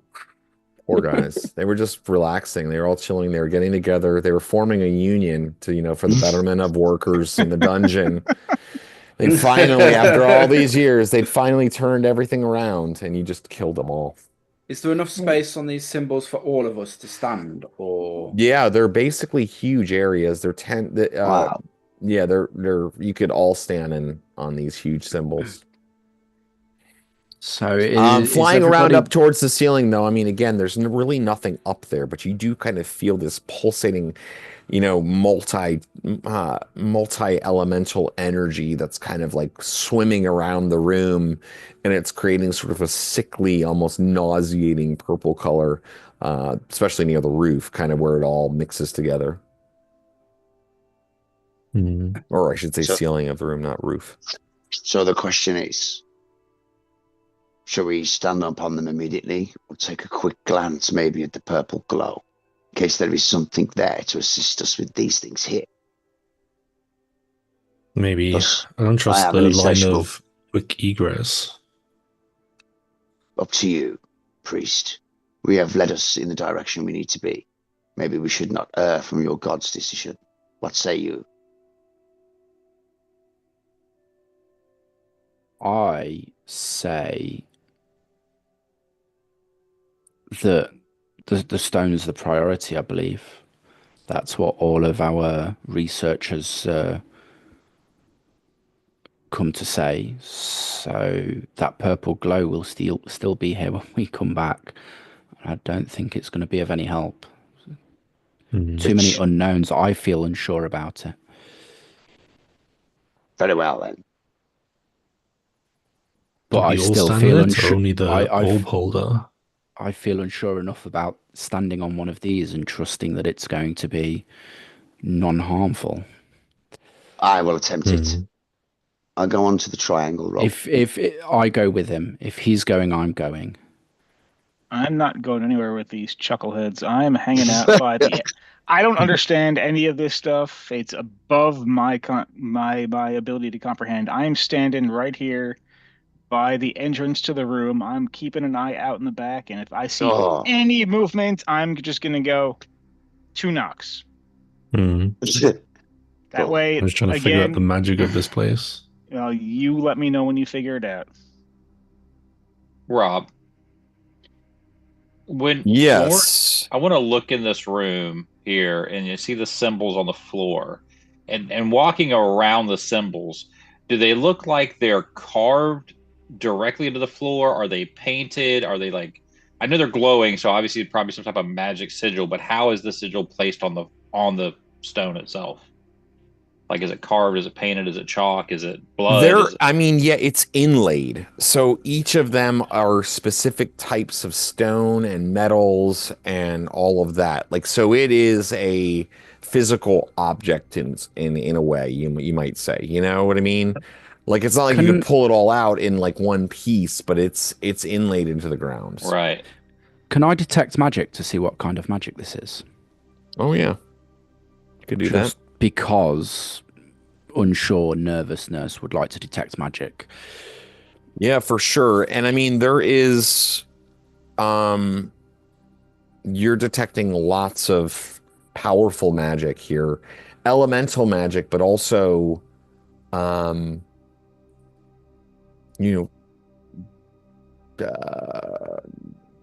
me see here. Let me get the actual spell. I don't want to just totally reveal it to you. I'll just give you the school because that's what I'm supposed to do. Yes. See here. It's more fun that way. All kinds of like powerful alteration magic. Okay,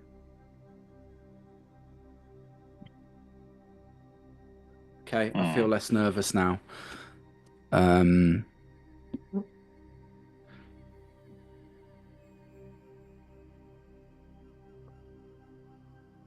So, I'm curious, and I want to try something, Rob. Mm-hmm. I got to rock the boat, maybe. I don't know if this is going to work. I want to go over here to the water symbol, the water tiles. Mm-hmm. And I want to pour some holy water on it. Okay, you're doing that. You start to walk over there while you're doing that, and Roland is like kind of like standing on the triangle symbol. Tarkus says, "Well, I feel a little bit better about this," and goes and sort of stands near him, and Roland disappears. Huh. Just Roland. Yeah. Do you think he's in the Earth Temple? Fuck. That's entirely possible.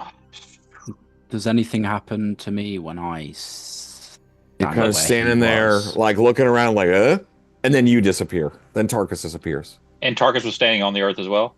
Yes. He got there. He disappeared maybe like, Okay, so a bit after. So it's just me and Greyash, and JB. Greyash and JB. And you're over near the water thing. And didn't somebody leave to go to the purple glow room? No. There's no purple glow room. The area above in the ceiling above is no, where we're talking all the about light mixes. the room Oh, above. the other room above. Yeah. Yeah, I thought somebody said they were going to go that way. Oh, okay. What, Is did that somebody go happening? that way, or did they not go? I don't think so. I No. think we just talked about it. Oh, okay, said that I was- think the confusion came from me describing the mix of the colors being a purple color, which it describes it in the module that way. Okay, So I think that gotcha. was a little confusing because the other room is glowing purple as well. So I look back at JB and Greyash. I'm like, I didn't know what to do. It seems they may have been transported somewhere. I assume we should follow so they're not alone. Probably. All right, let's go. Fucking magic. By our powers we've got this, combined, don't we're worry Captain about Planet. Mm. Captain, damn it. Yeah, we're Captain. Damn it! Yes, exactly. and the damn it dolls. Do we all go on the Earth together? Is that what's happening? Is that what's I happening? think we'll all be in the Earth pretty quickly. JB, Yeah. what are your plans? Well, my plans were to go in the other rooms, take those 3 skulls and pillars, and retire. But I guess we're following. Yeah, that would have I been guess- better. Well I said. guess we're following the rest of the team. We don't split the party. Well, we do, but we're dumb when we do. Mm. Okay. I got my bow. I got an arrow knocked. I am ready just in case. We enter the 20 triangle and hopefully not all die. We've all been teleported outside. It's exciting though, isn't it? You know what I mean? Yeah. It's exciting. Dude, like, roll new characters. Everything Yeah, you had everybody is save lost. versus death. So Roland and The greater the Tark risk, and then greater Tarkus, the reward. soon after.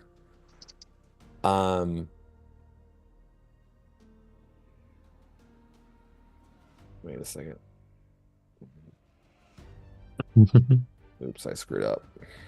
This kills us. It's your rhyme's fault. You killed us, bro. Yeah, that was proper Yeah. good. That was. Wow. So you find yourselves in sort of a damp, stony cavern area. It's dark. Mhm. So your eyes are kind of adjusting, and maybe you're. Stone of continual light.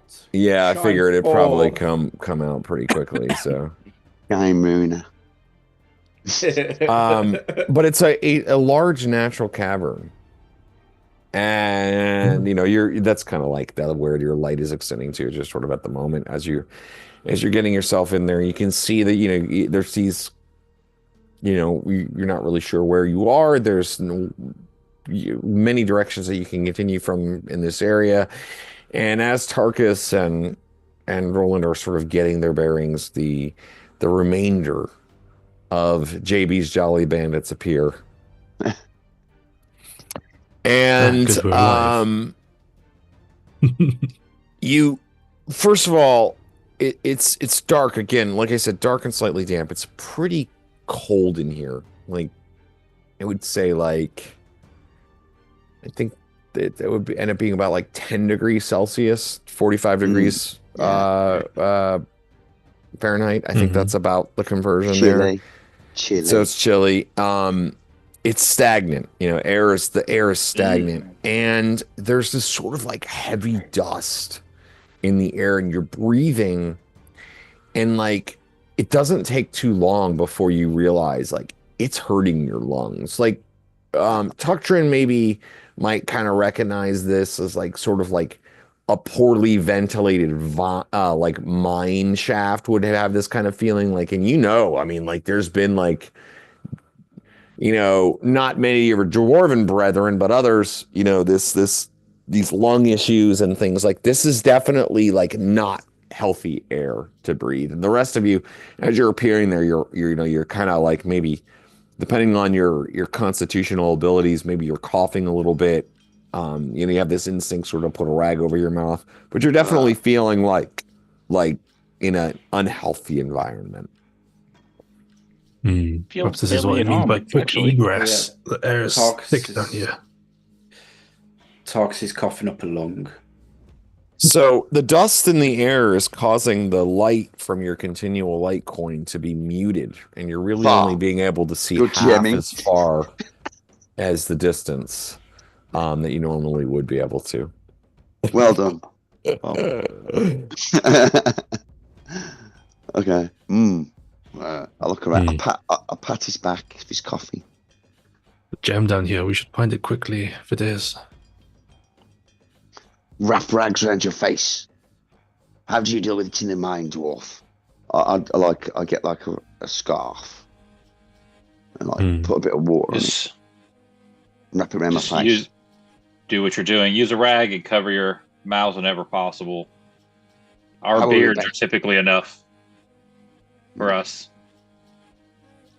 That's funny. The mining mask of the dwarves is their beard. I kind of like that. Yeah, just pull the mustache straight down over our mouths and boom, we're good to go.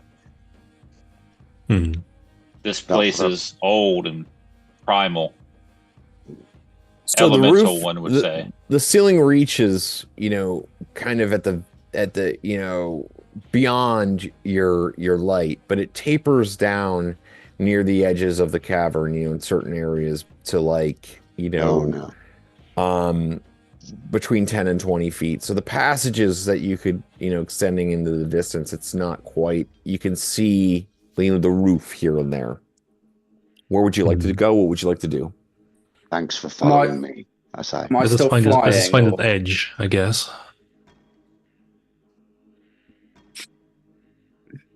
I feel very comfortable and homey. I'm ready to move in. Am I still flying, or has that been dispelled by the transportation? Listen, maybe we should move. Put Tuktrin at the front with his dwarven and senses, and also he moves the slowest. You're still flying. Everybody that has fly on still has fly. We should get moving, find an edge, then follow it around. I'm thinking I might just zoom around whilst I can fly and keep out of danger and try and scout this place out a bit. If needs be. I'm flying, but I'm staying with the group. All right, so which direction are you headed? South. I'll zoom south. Tuktrin. I'll shout really loud if I need help. Yes. Do you have any Clangaden or Dwarven spells that locate types of metal, stone in the rocks? Actually, no, I only have spells that would manipulate it, not locate it, unfortunately. I have detect magic, but it's got a short range, and you have to concentrate in a direction. Rob, you can't quickly search with it. While we're standing here and we're moving around a little bit, can I use my dwarven proficiency to detect a grade or a slope to see if one particular pathway goes up or down, or is it all pretty level? It does go up and down. It's not entirely level. It seems to twist and turn and move. And it doesn't take you long as you start to examine the stone to realize that it, in many ways, reminds you of like burrows. The kind of thing that might be used as passageways for creatures that are at home within the stone. I relay that information. These seem to be burrowed tunnels from some sort of creature that lives down here. Maybe a creature that's protecting what we're looking for, or was summoned by it, or attracted to it. Do you know what kind of creature? These like the tunnels we saw before on the fort? There could be many.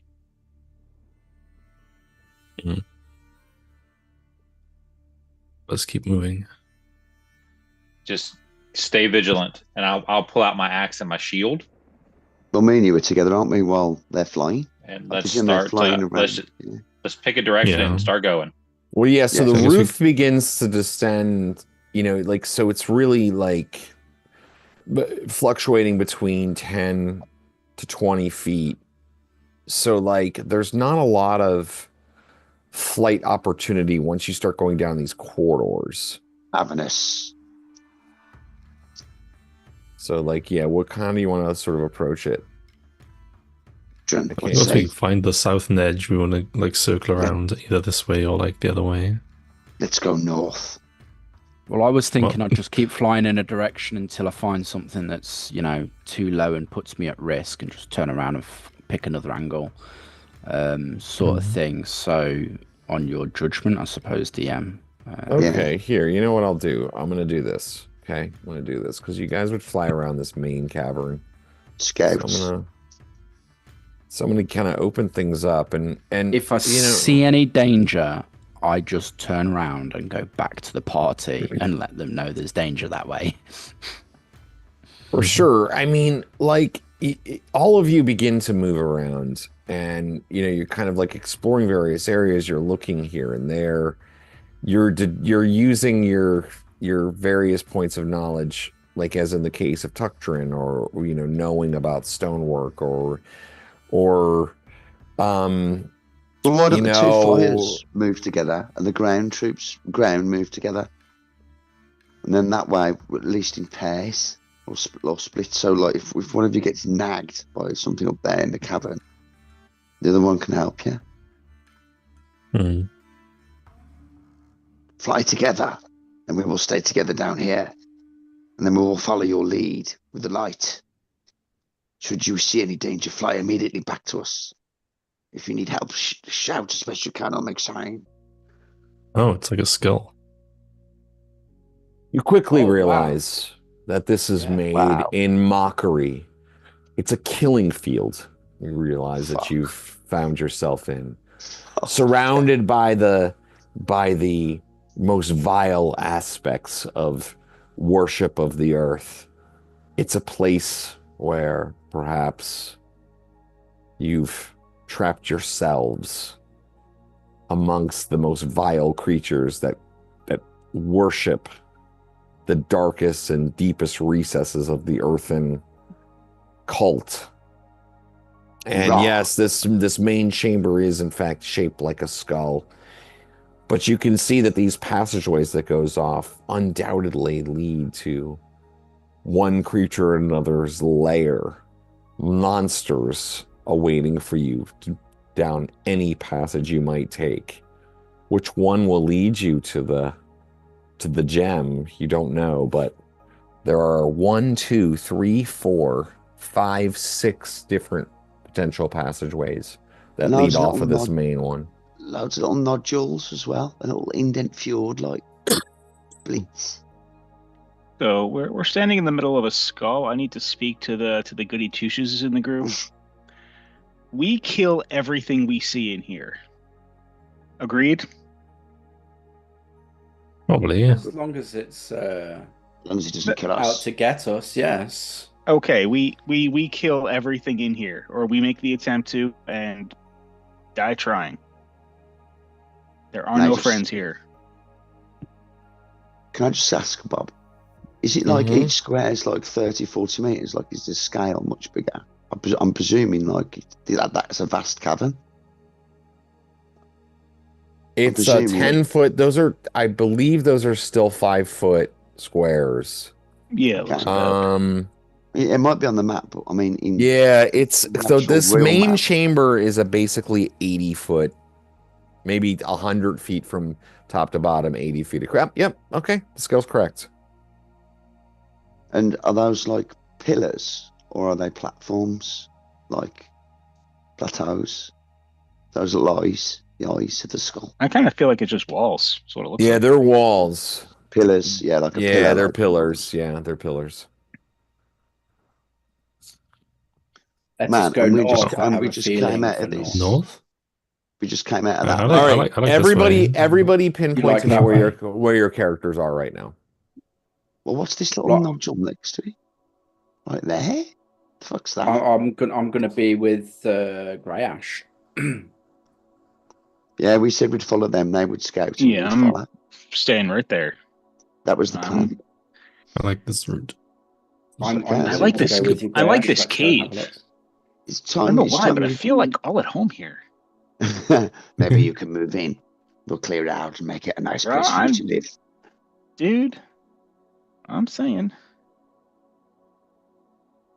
It's good that you two choose the way to go for a change instead of me just being chaotic. It's a nice change. It's though that you get some choice to do random shit like I do. Then yeah, we'll go to Okay. the southwest. Just imagine. I would imagine diamonds and rubies and things like that here would be common. But it Okay, seems so to us- so gray ash is I like this area, and it's kind of like moving down that passageway a little bit, and you catch something glint off of the light. This like thing is like moving towards you. It's about 4 feet tall. It's kind of like hobbling back and forth. It has multiple legs. It looks kind of like Kill it. like a weird, almost like a fish in a way. It's kind of like pointed near the top of its body and kind of moves down in a kind of a teardrop shape, off of which are 3 legs, and then it has these 3 arms coming off of The it. fuck? It's sort of if you know what it is, 3. don't name it. It's I have like sort of no idea this what the fuck 3-side this thing, is. and it has an eye on each side. It's like rather than being like a bifurcated, wait. it's trifurcated. So it's got this like 3 forms. It has sort of this mouth at the top, right? And it's about 4 Wow. feet tall. It's kind of like moving over towards you, almost in a way similar to a like a penguin might move, and it's making these strange sounds. It's like I use my wand to try and cast a spell at it. It's got please like tell me you have a it's picture got of like whatever a this is. shiny, almost like sort of metallic body. Hang And on. who's there near it? Who's near it? Which Like, I just- direction? it's Is down it the Luke? passageway you were. Is it Okay. Luke wearing the helm of Cussing- languages? So we can Yes. understand the language. Yes, I Nice. am. I have the helm of comprehend language. Well, who's there? Who's near it when it moves up? Like, Me. Myself and Greyash are flying towards it. okay, well, this isn't really a fly. I mean, you're floating, I guess, because the Well, Yeah. the passageway is like 10 to 15 feet at max. So like we'll say it's 12 feet tall right now. So you're kind of like floating over the ground. You see this little thing is like kind of comes up to you, and it's like and you're able to comprehend the language that it's speaking, and it's saying like it's pointing up at Tarkus, like at Tarkus's armor and his weapon, and says, "Give me tribute, give me metal. I eat it, not kill you." It's like pointing up at you, It's an With its, like, evil arms. BB-8. Fucking hell. and it's kind of like it's hopping back and forth on its legs, and it's getting like a little bit more agitated. Mhm. It's kind of like sort of popping up and down I- a little bit. Well, yeah, I mean, I relay the information. Give it metal.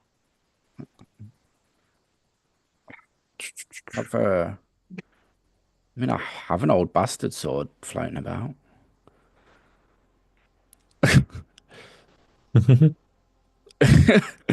I'll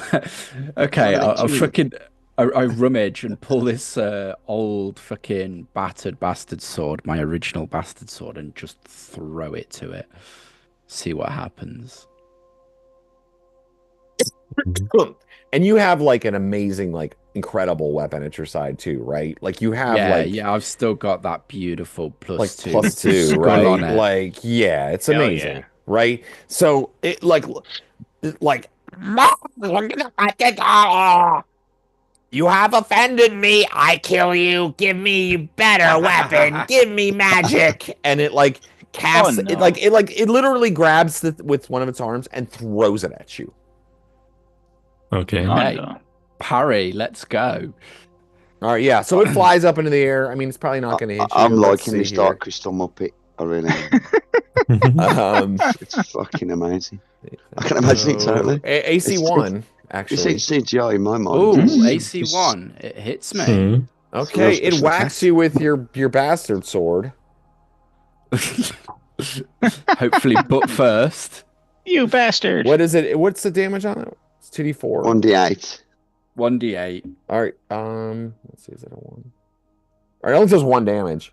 So it like whacks Okay. you though. Like it's jumping up and down. Like it's getting some height. Spanked. All right, so let's go ahead and then do declarations here now. You were Okay. just spanked by it. I am wanding it, Way to attempting bring to war. wand it. Attempting is the important part. Are we I'm all on the- declaring, or is it just the two of them? Are we I doing mean- initiative or just? We've I just mean, We're I- doing I- declarations first. It's declarations. I first. obviously yell and let everybody know what's going on, and I'm not giving up magic for this thing, so it can fucking die. Surely we haven't seen it yet. Like, is it about? I was just thinking you're way ahead, You- like 100 foot or something. I mean, it's down Hmm. the hall a little bit. Yeah, I would say so. Like, it's kind of at the edge of their light. You know what I mean? Like, So I maybe we'll presume say we've they're been within moving up? 20 feet away, we'll say. Well, lads, we've been moving up quite like normal speed then. While all this has been happening, I presume. Yeah, maybe like you've kind of caught up to them. So we'll say you're 20 feet away from them. I mean, As you get spanked. you can get it's a pretty narrow. It looks like that's only about 5 feet wide. So like, Yeah. Fuck Joe. Go. Hmm. yeah, somebody needs like you can. It's pretty much like a. Need to quickly go to the toilet, but doing the initiative when I get back. One or, Oh, yeah, that's what one or happens two. then. Declarations, as Bob said. Yeah, we'll do declarations. So it's Harkus, you just got hit with a sword. What are you doing? Man, Funny stuff, man. I need to go and spank it back, don't I? Like, I can't be taking such an insult from a fucking roaming piece of glistening, maybe metal creature. So, I mean, I see Grey Ash preparing a spell, so I'm going to delay for that and then go and fucking slap it back. All right.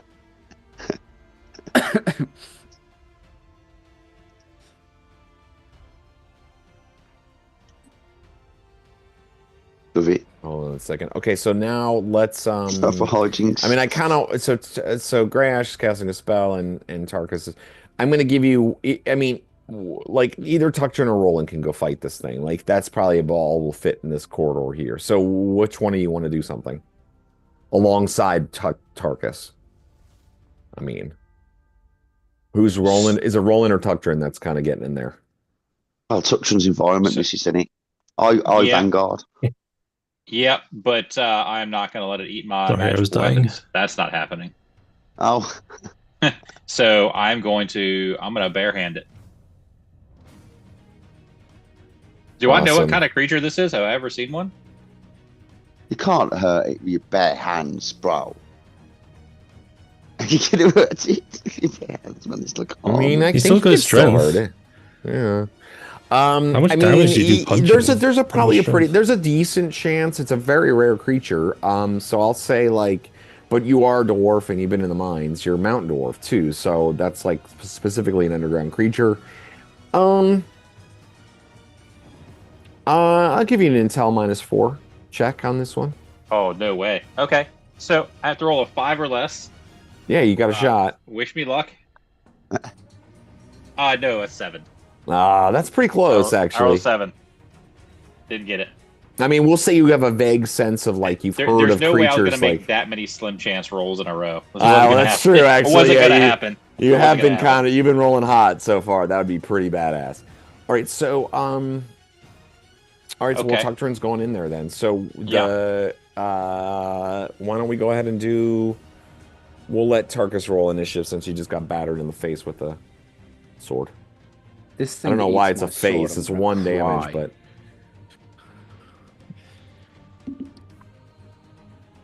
That is a 6, guys. That's solid. not bad. Fair number. All right. All right. So on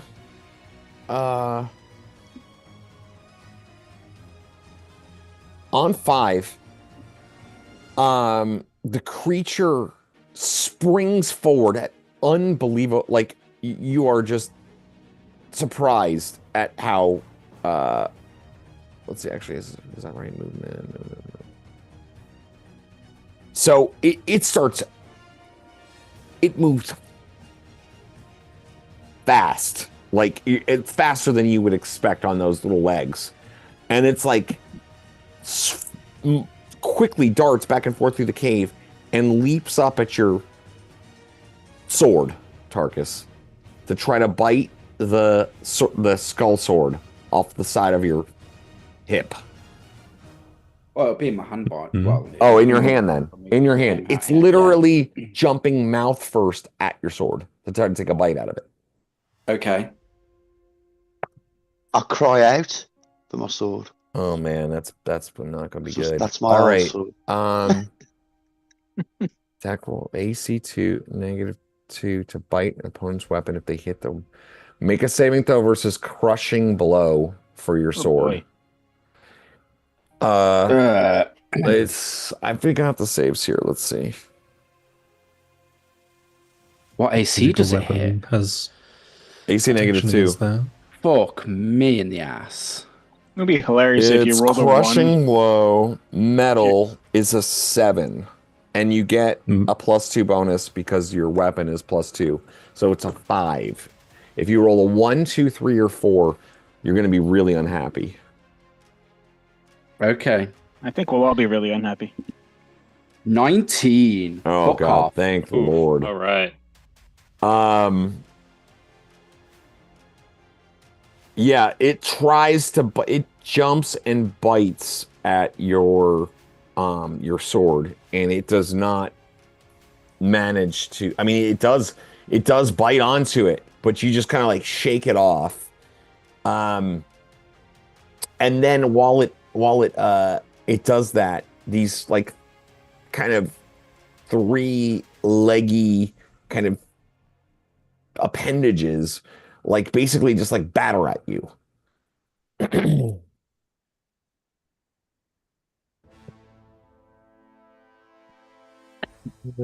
AC 4, probably not.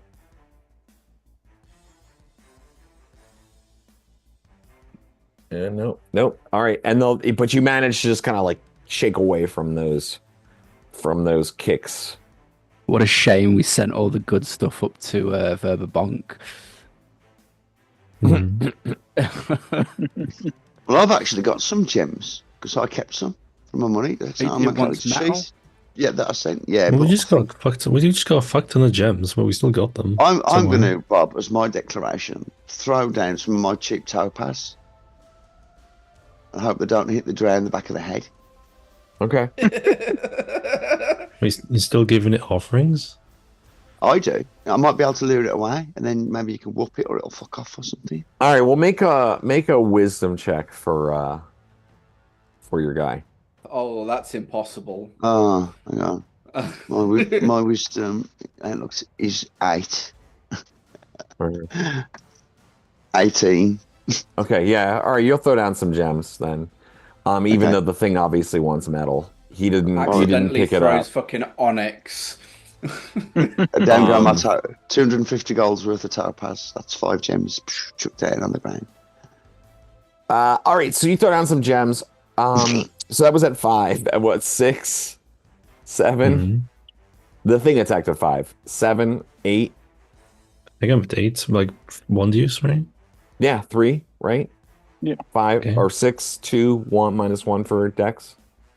Okay, so you rolled a 6 on the die, right? Or 5 on the die. 6 on the die. Okay, so what's a wand? What wand are you using? The Wand of Wonder. All right. So 50-50. One, it does the thing, 2, it does something else. Of course it's 2. Great. Fireball. Oh god. Love it. Imagine. 42. That's a good number. Lightning bolt as wand. Nice. It does something wild, but then does the same thing it was So going to lightning do. bolt as wand is wand of lightning. Is that a 5d6, I think? Wand of lightning. Magic wand. Pretty sure it's That's a 5d6. Yeah, Bob. Yeah. Because it's usually, I think 66. It's, oh, Treating 66. ones as 2. I thought it was 66 treating ones as 2s.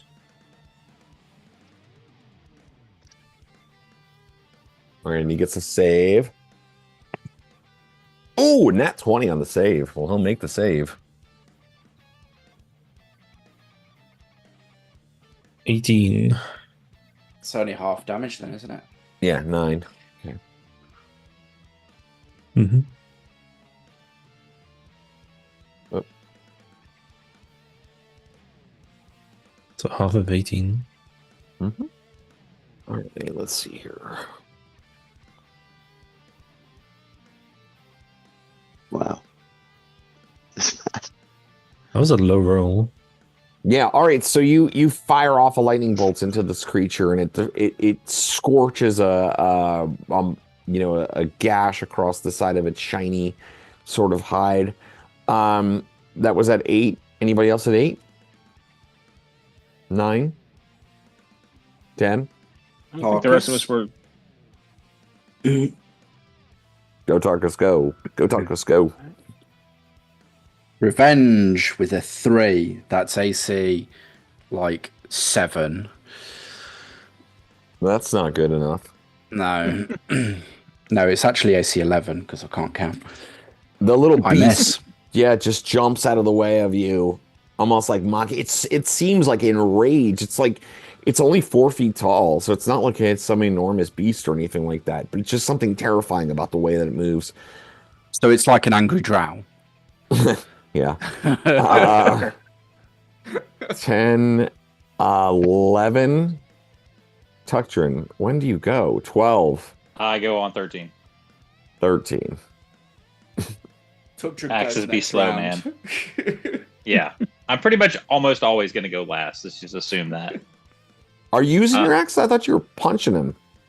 Oh, yeah, I am punching him. Oh, well, I'll go last anyway. Yeah, just go. It doesn't matter. How can you punch?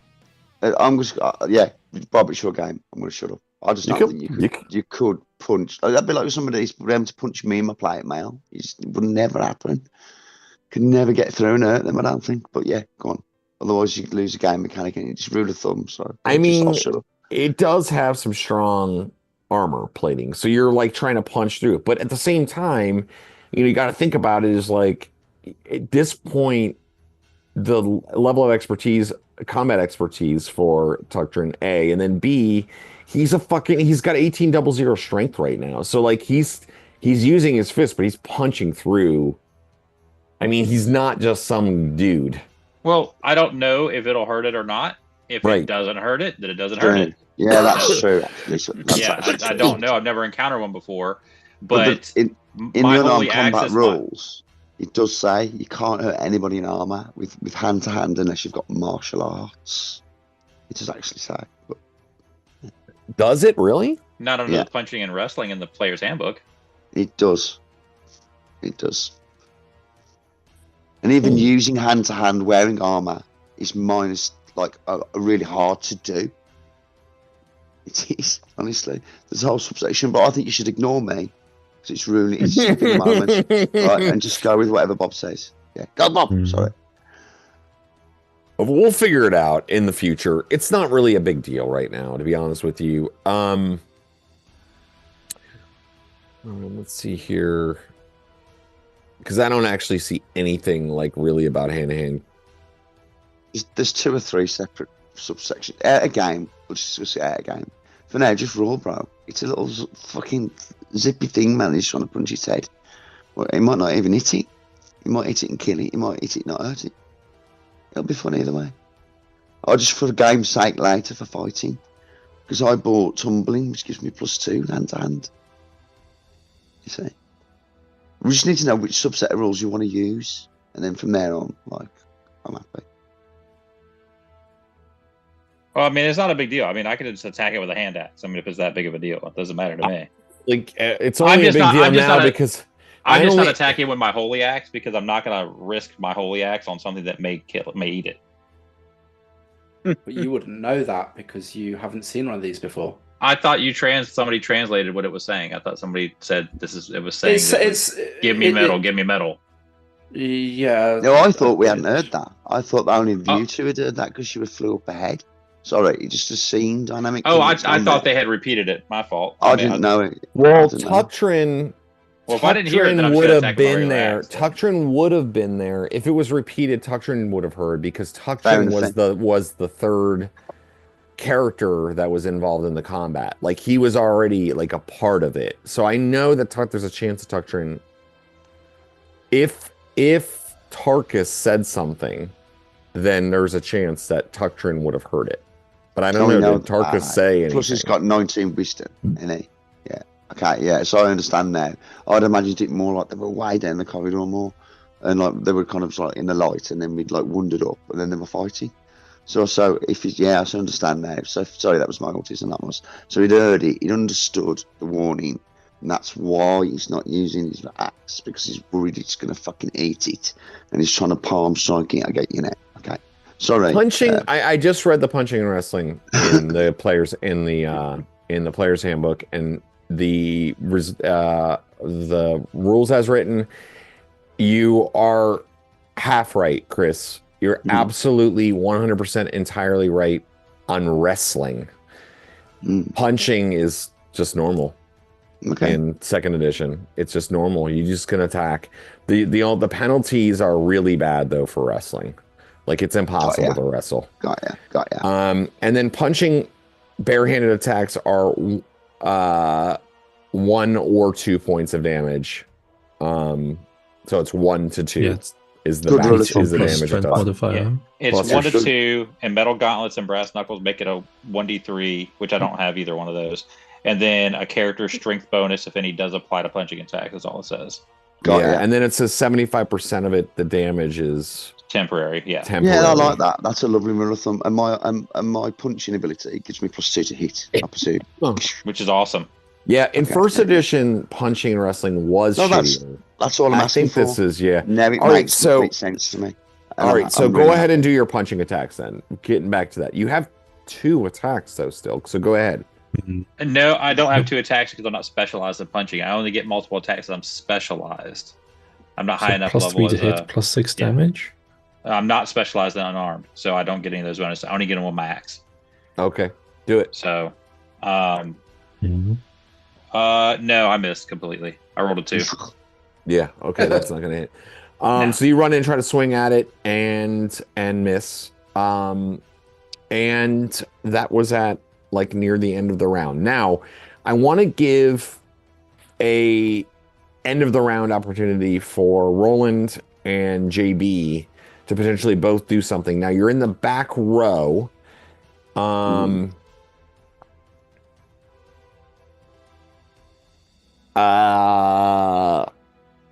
Yeah. What I'm gonna give you opportunity to do something. What would you like? Roland throwing down some gems? I threw down some gems, failed the wisdom check, and I've only just as a player actually comprehended what's happening. So I think I'll spend this round going just watching it going, what the fuck is going on? All right. Pete, what was JB do? Has JB like seen and heard all of this so far? I kind of feel like JB might have like come and can now see this. Like there's some shenanigans happening as like this creature's jumping up. Tarkus threw down a sword, and with the creature was not happy with Tarkus's like shitty sword. So then it jumped up at his fancy sword, bit onto it, and kind of like has its mouth on the sword. You know what JB's gonna do? JB's just gonna pick up the gems and pocket them. And then Roland threw down some gems. Grey Ash shot the thing with a lightning bolt, and Tuctrin ran and tried to punch it and missed. What happened with the lightning bolt when it hit it? It damaged it. Did it Wait, damage the careening on sword? down, careening on down the passageway till Okay, it's Bob, fizzled this off. round, for my action, I'll just defend or tumble. All right. And remain observant, perception, and vanguard. Well, clearly What- we tried everything to be rational and have a peace treaty with this thing. So I'm just going to aim and fire. All right, I'll give you one shot. Go ahead and take One shot. one Okay. shot with your bow. Yeah, I figured Oh, one shadow shot. poke. And Also because- it is in melee with 2 of your companions, Okay. so you have to take a That's a Call risk shot. I'm willing to take. off. You With our usually are. lives. You usually are. All right. So what's the penalty on that? So I rolled -4. I rolled 17 through. So I'd hit an AC 4. All right, yeah, you still miss. Yeesh. Yeah, the thing well, I'll say this actually, you probably hit it, but its armor is just too strong. It Okay. deflects off of this sort of metallic, shimmering thing. This creature looks like it's fierce and relentless too. Like it doesn't seem to be like afraid of the fact that it's facing down numerous members of your party. It's Jim Henson hungry and Jim Henson monstrosity. all right, so that was I think that takes us through the round. So let's go back to declarations here. And Tarkus, I'm gonna let you make the first choice once more since you have the thing like literally trying to eat your sword. Well, I'll speak and say that we should slowly back away so that we can get it into open space, get more swords on it. Yeah. And then I'm just going to stab at it again because I don't have anything else that can help in this moment.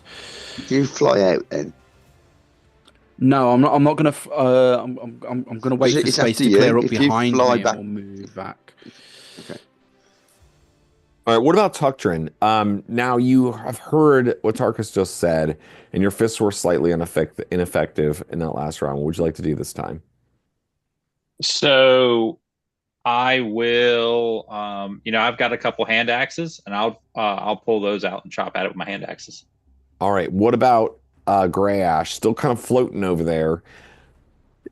You heard Tarkus's instructions. What was Tarkus? I'll have to move back. Yeah, I'll try and move back. And can I move to like I guess half move and wand? Yeah, we've been kind of Oh. playing half move and spells and stuff, so that's fine. Plus, you're flying and you're floating. You know, it's not like you're just by will. Now, JB Roland, you're in the second round area there, but you hear Tarkus's yelling out for everybody to move back, and he begins to he and Greyhawk start floating back. What would the two of you like to do? I move back as instructed. 60 I'm gonna- foot. I'll be picking up some gems and then move back.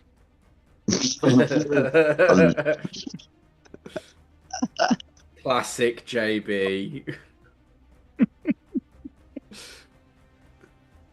All right.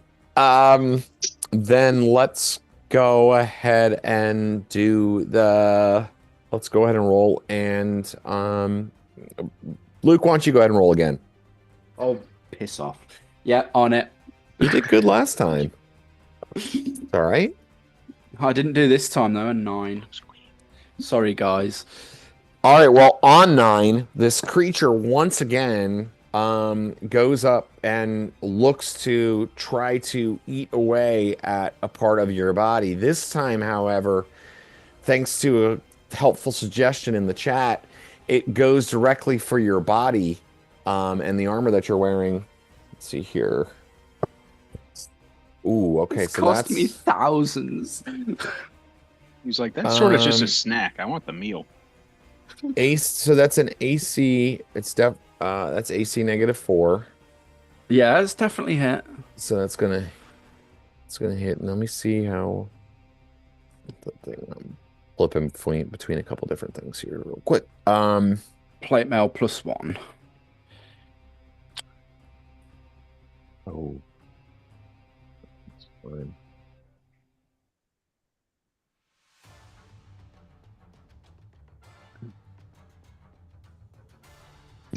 Oh. Sounds bad. That's so bad.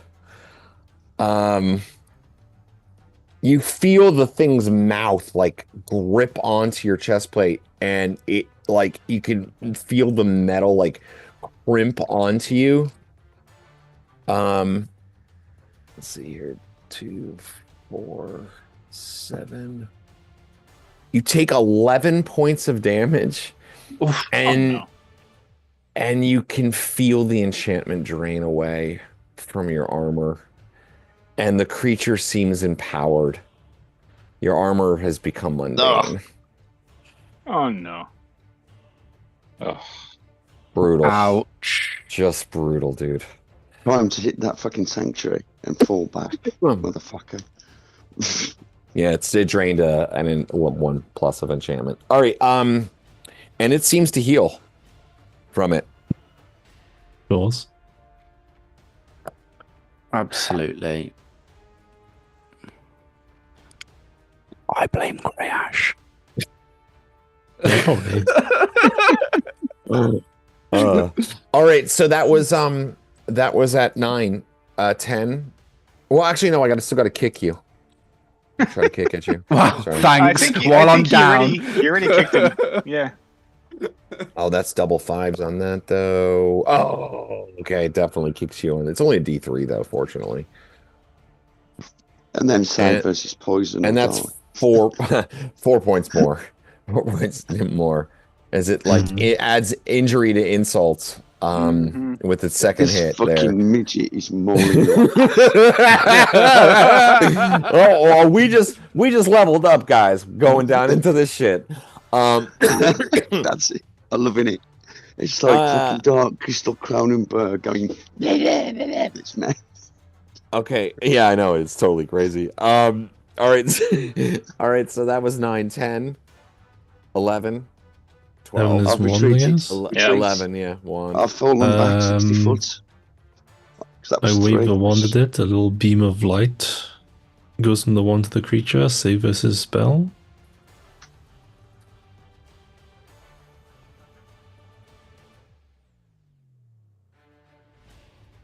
Oh, dang. All right, he failed. I rolled a 1. Nice. It is. What horrible shit happens to my cool guy? It's paralyzed for 8 rounds. Unable to move. What's the spell? Is it a spell? The wand of paralyzation. Very nice. Any creature touched by the ray must roll a successful saving throw versus wand or be rendered. Oh, save versus wand, not spell. We might have a different. I rolled a 1. It doesn't matter. Okay, never mind then. Or be rendered rigidly immobile for 5d4 rounds. The thing does like kind of like teeters a bit and then just sort of like falls to and like laying. It's like on its side now, not moving, frozen in place. Yeah. Get it, boys. Hack it to pieces. All right, you hack it to pieces. I've fell back 30 foot and I've been watching, tumbling and looking. See if any more of them are coming. I hack at it viciously. I should use that first. Like, absolutely like, just so angry. You've been wronged, obviously. So I'll just, since you defeated it, it is something called a Zarin. Never hear this thing. It's like a Zorn. It's like a Zorn, but it's a sort of an offshoot. Terrible. Horrible. It's like a D4 instead of a D8. Long after it's dead, I'm still hacking into it. I'm sorry, Tarkus. I should have done that first. Fall to my knees and sob into my hands. Do you feel like his armor could be re-enchanted, or is it like fucked? It probably could, but it's going to cost me another fortune. No worries, we have a fortune. Do not cry, brother.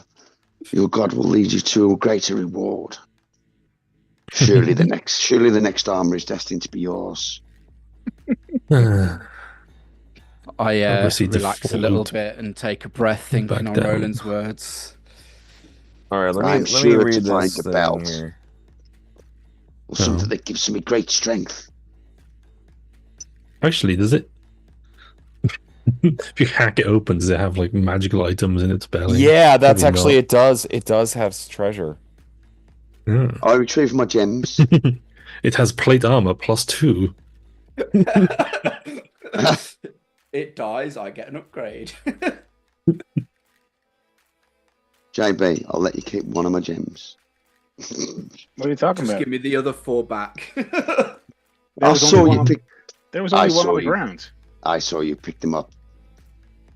All right, so You let's see saw here. something in the dark and the dust. You were watching. Roll, You were watching Cave Karen do her thing. all right, so here's a chance for you to redeem yourself, Luke. Roll percentile for me 3 Come on. times and tell me in order what you roll.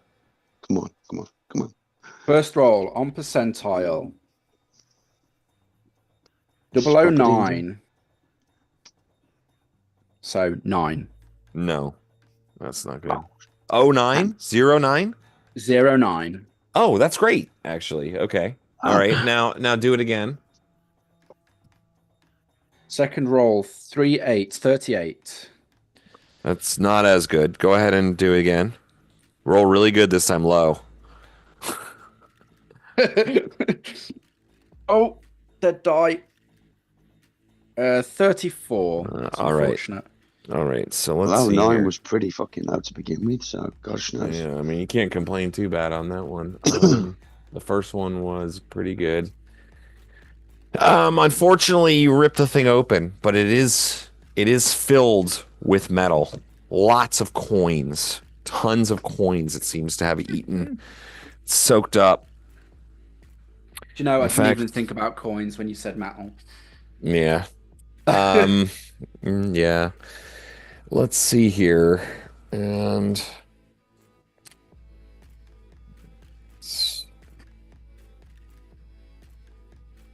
For the sake of roleplay, I'll forgive them gems, but it does go on in the background for a bit. Between us. But it just takes up a spotlight that doesn't need to be had. I know you fucking got one. Oh no, man! How much coin do we get? Surely we can buy armor with it. yeah, probably not. 3,000 platinum pieces. It's nothing like near that.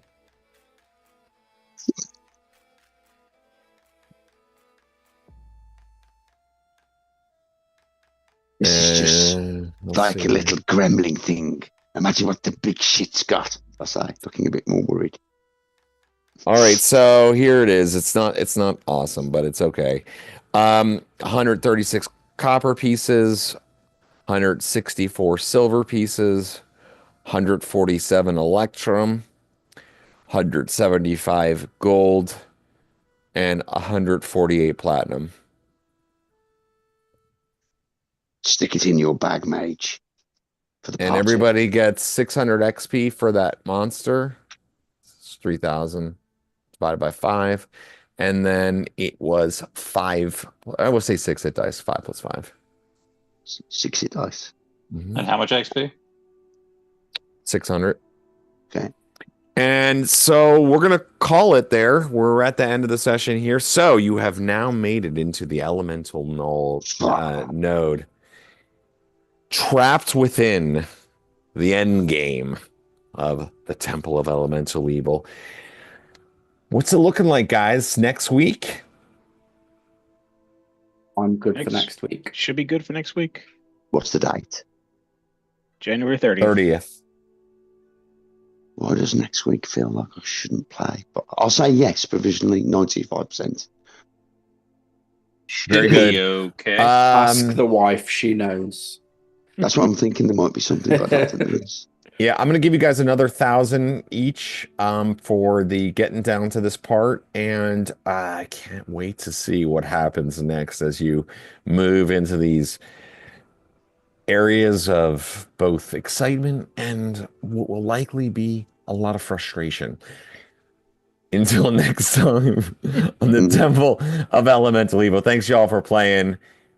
Thanks, you, guys. Frank. It was a pleasure. Awesome. You, I'm Frank. so sorry. So sorry, Luke. Take care. Oh, it happens. It's part of the fun.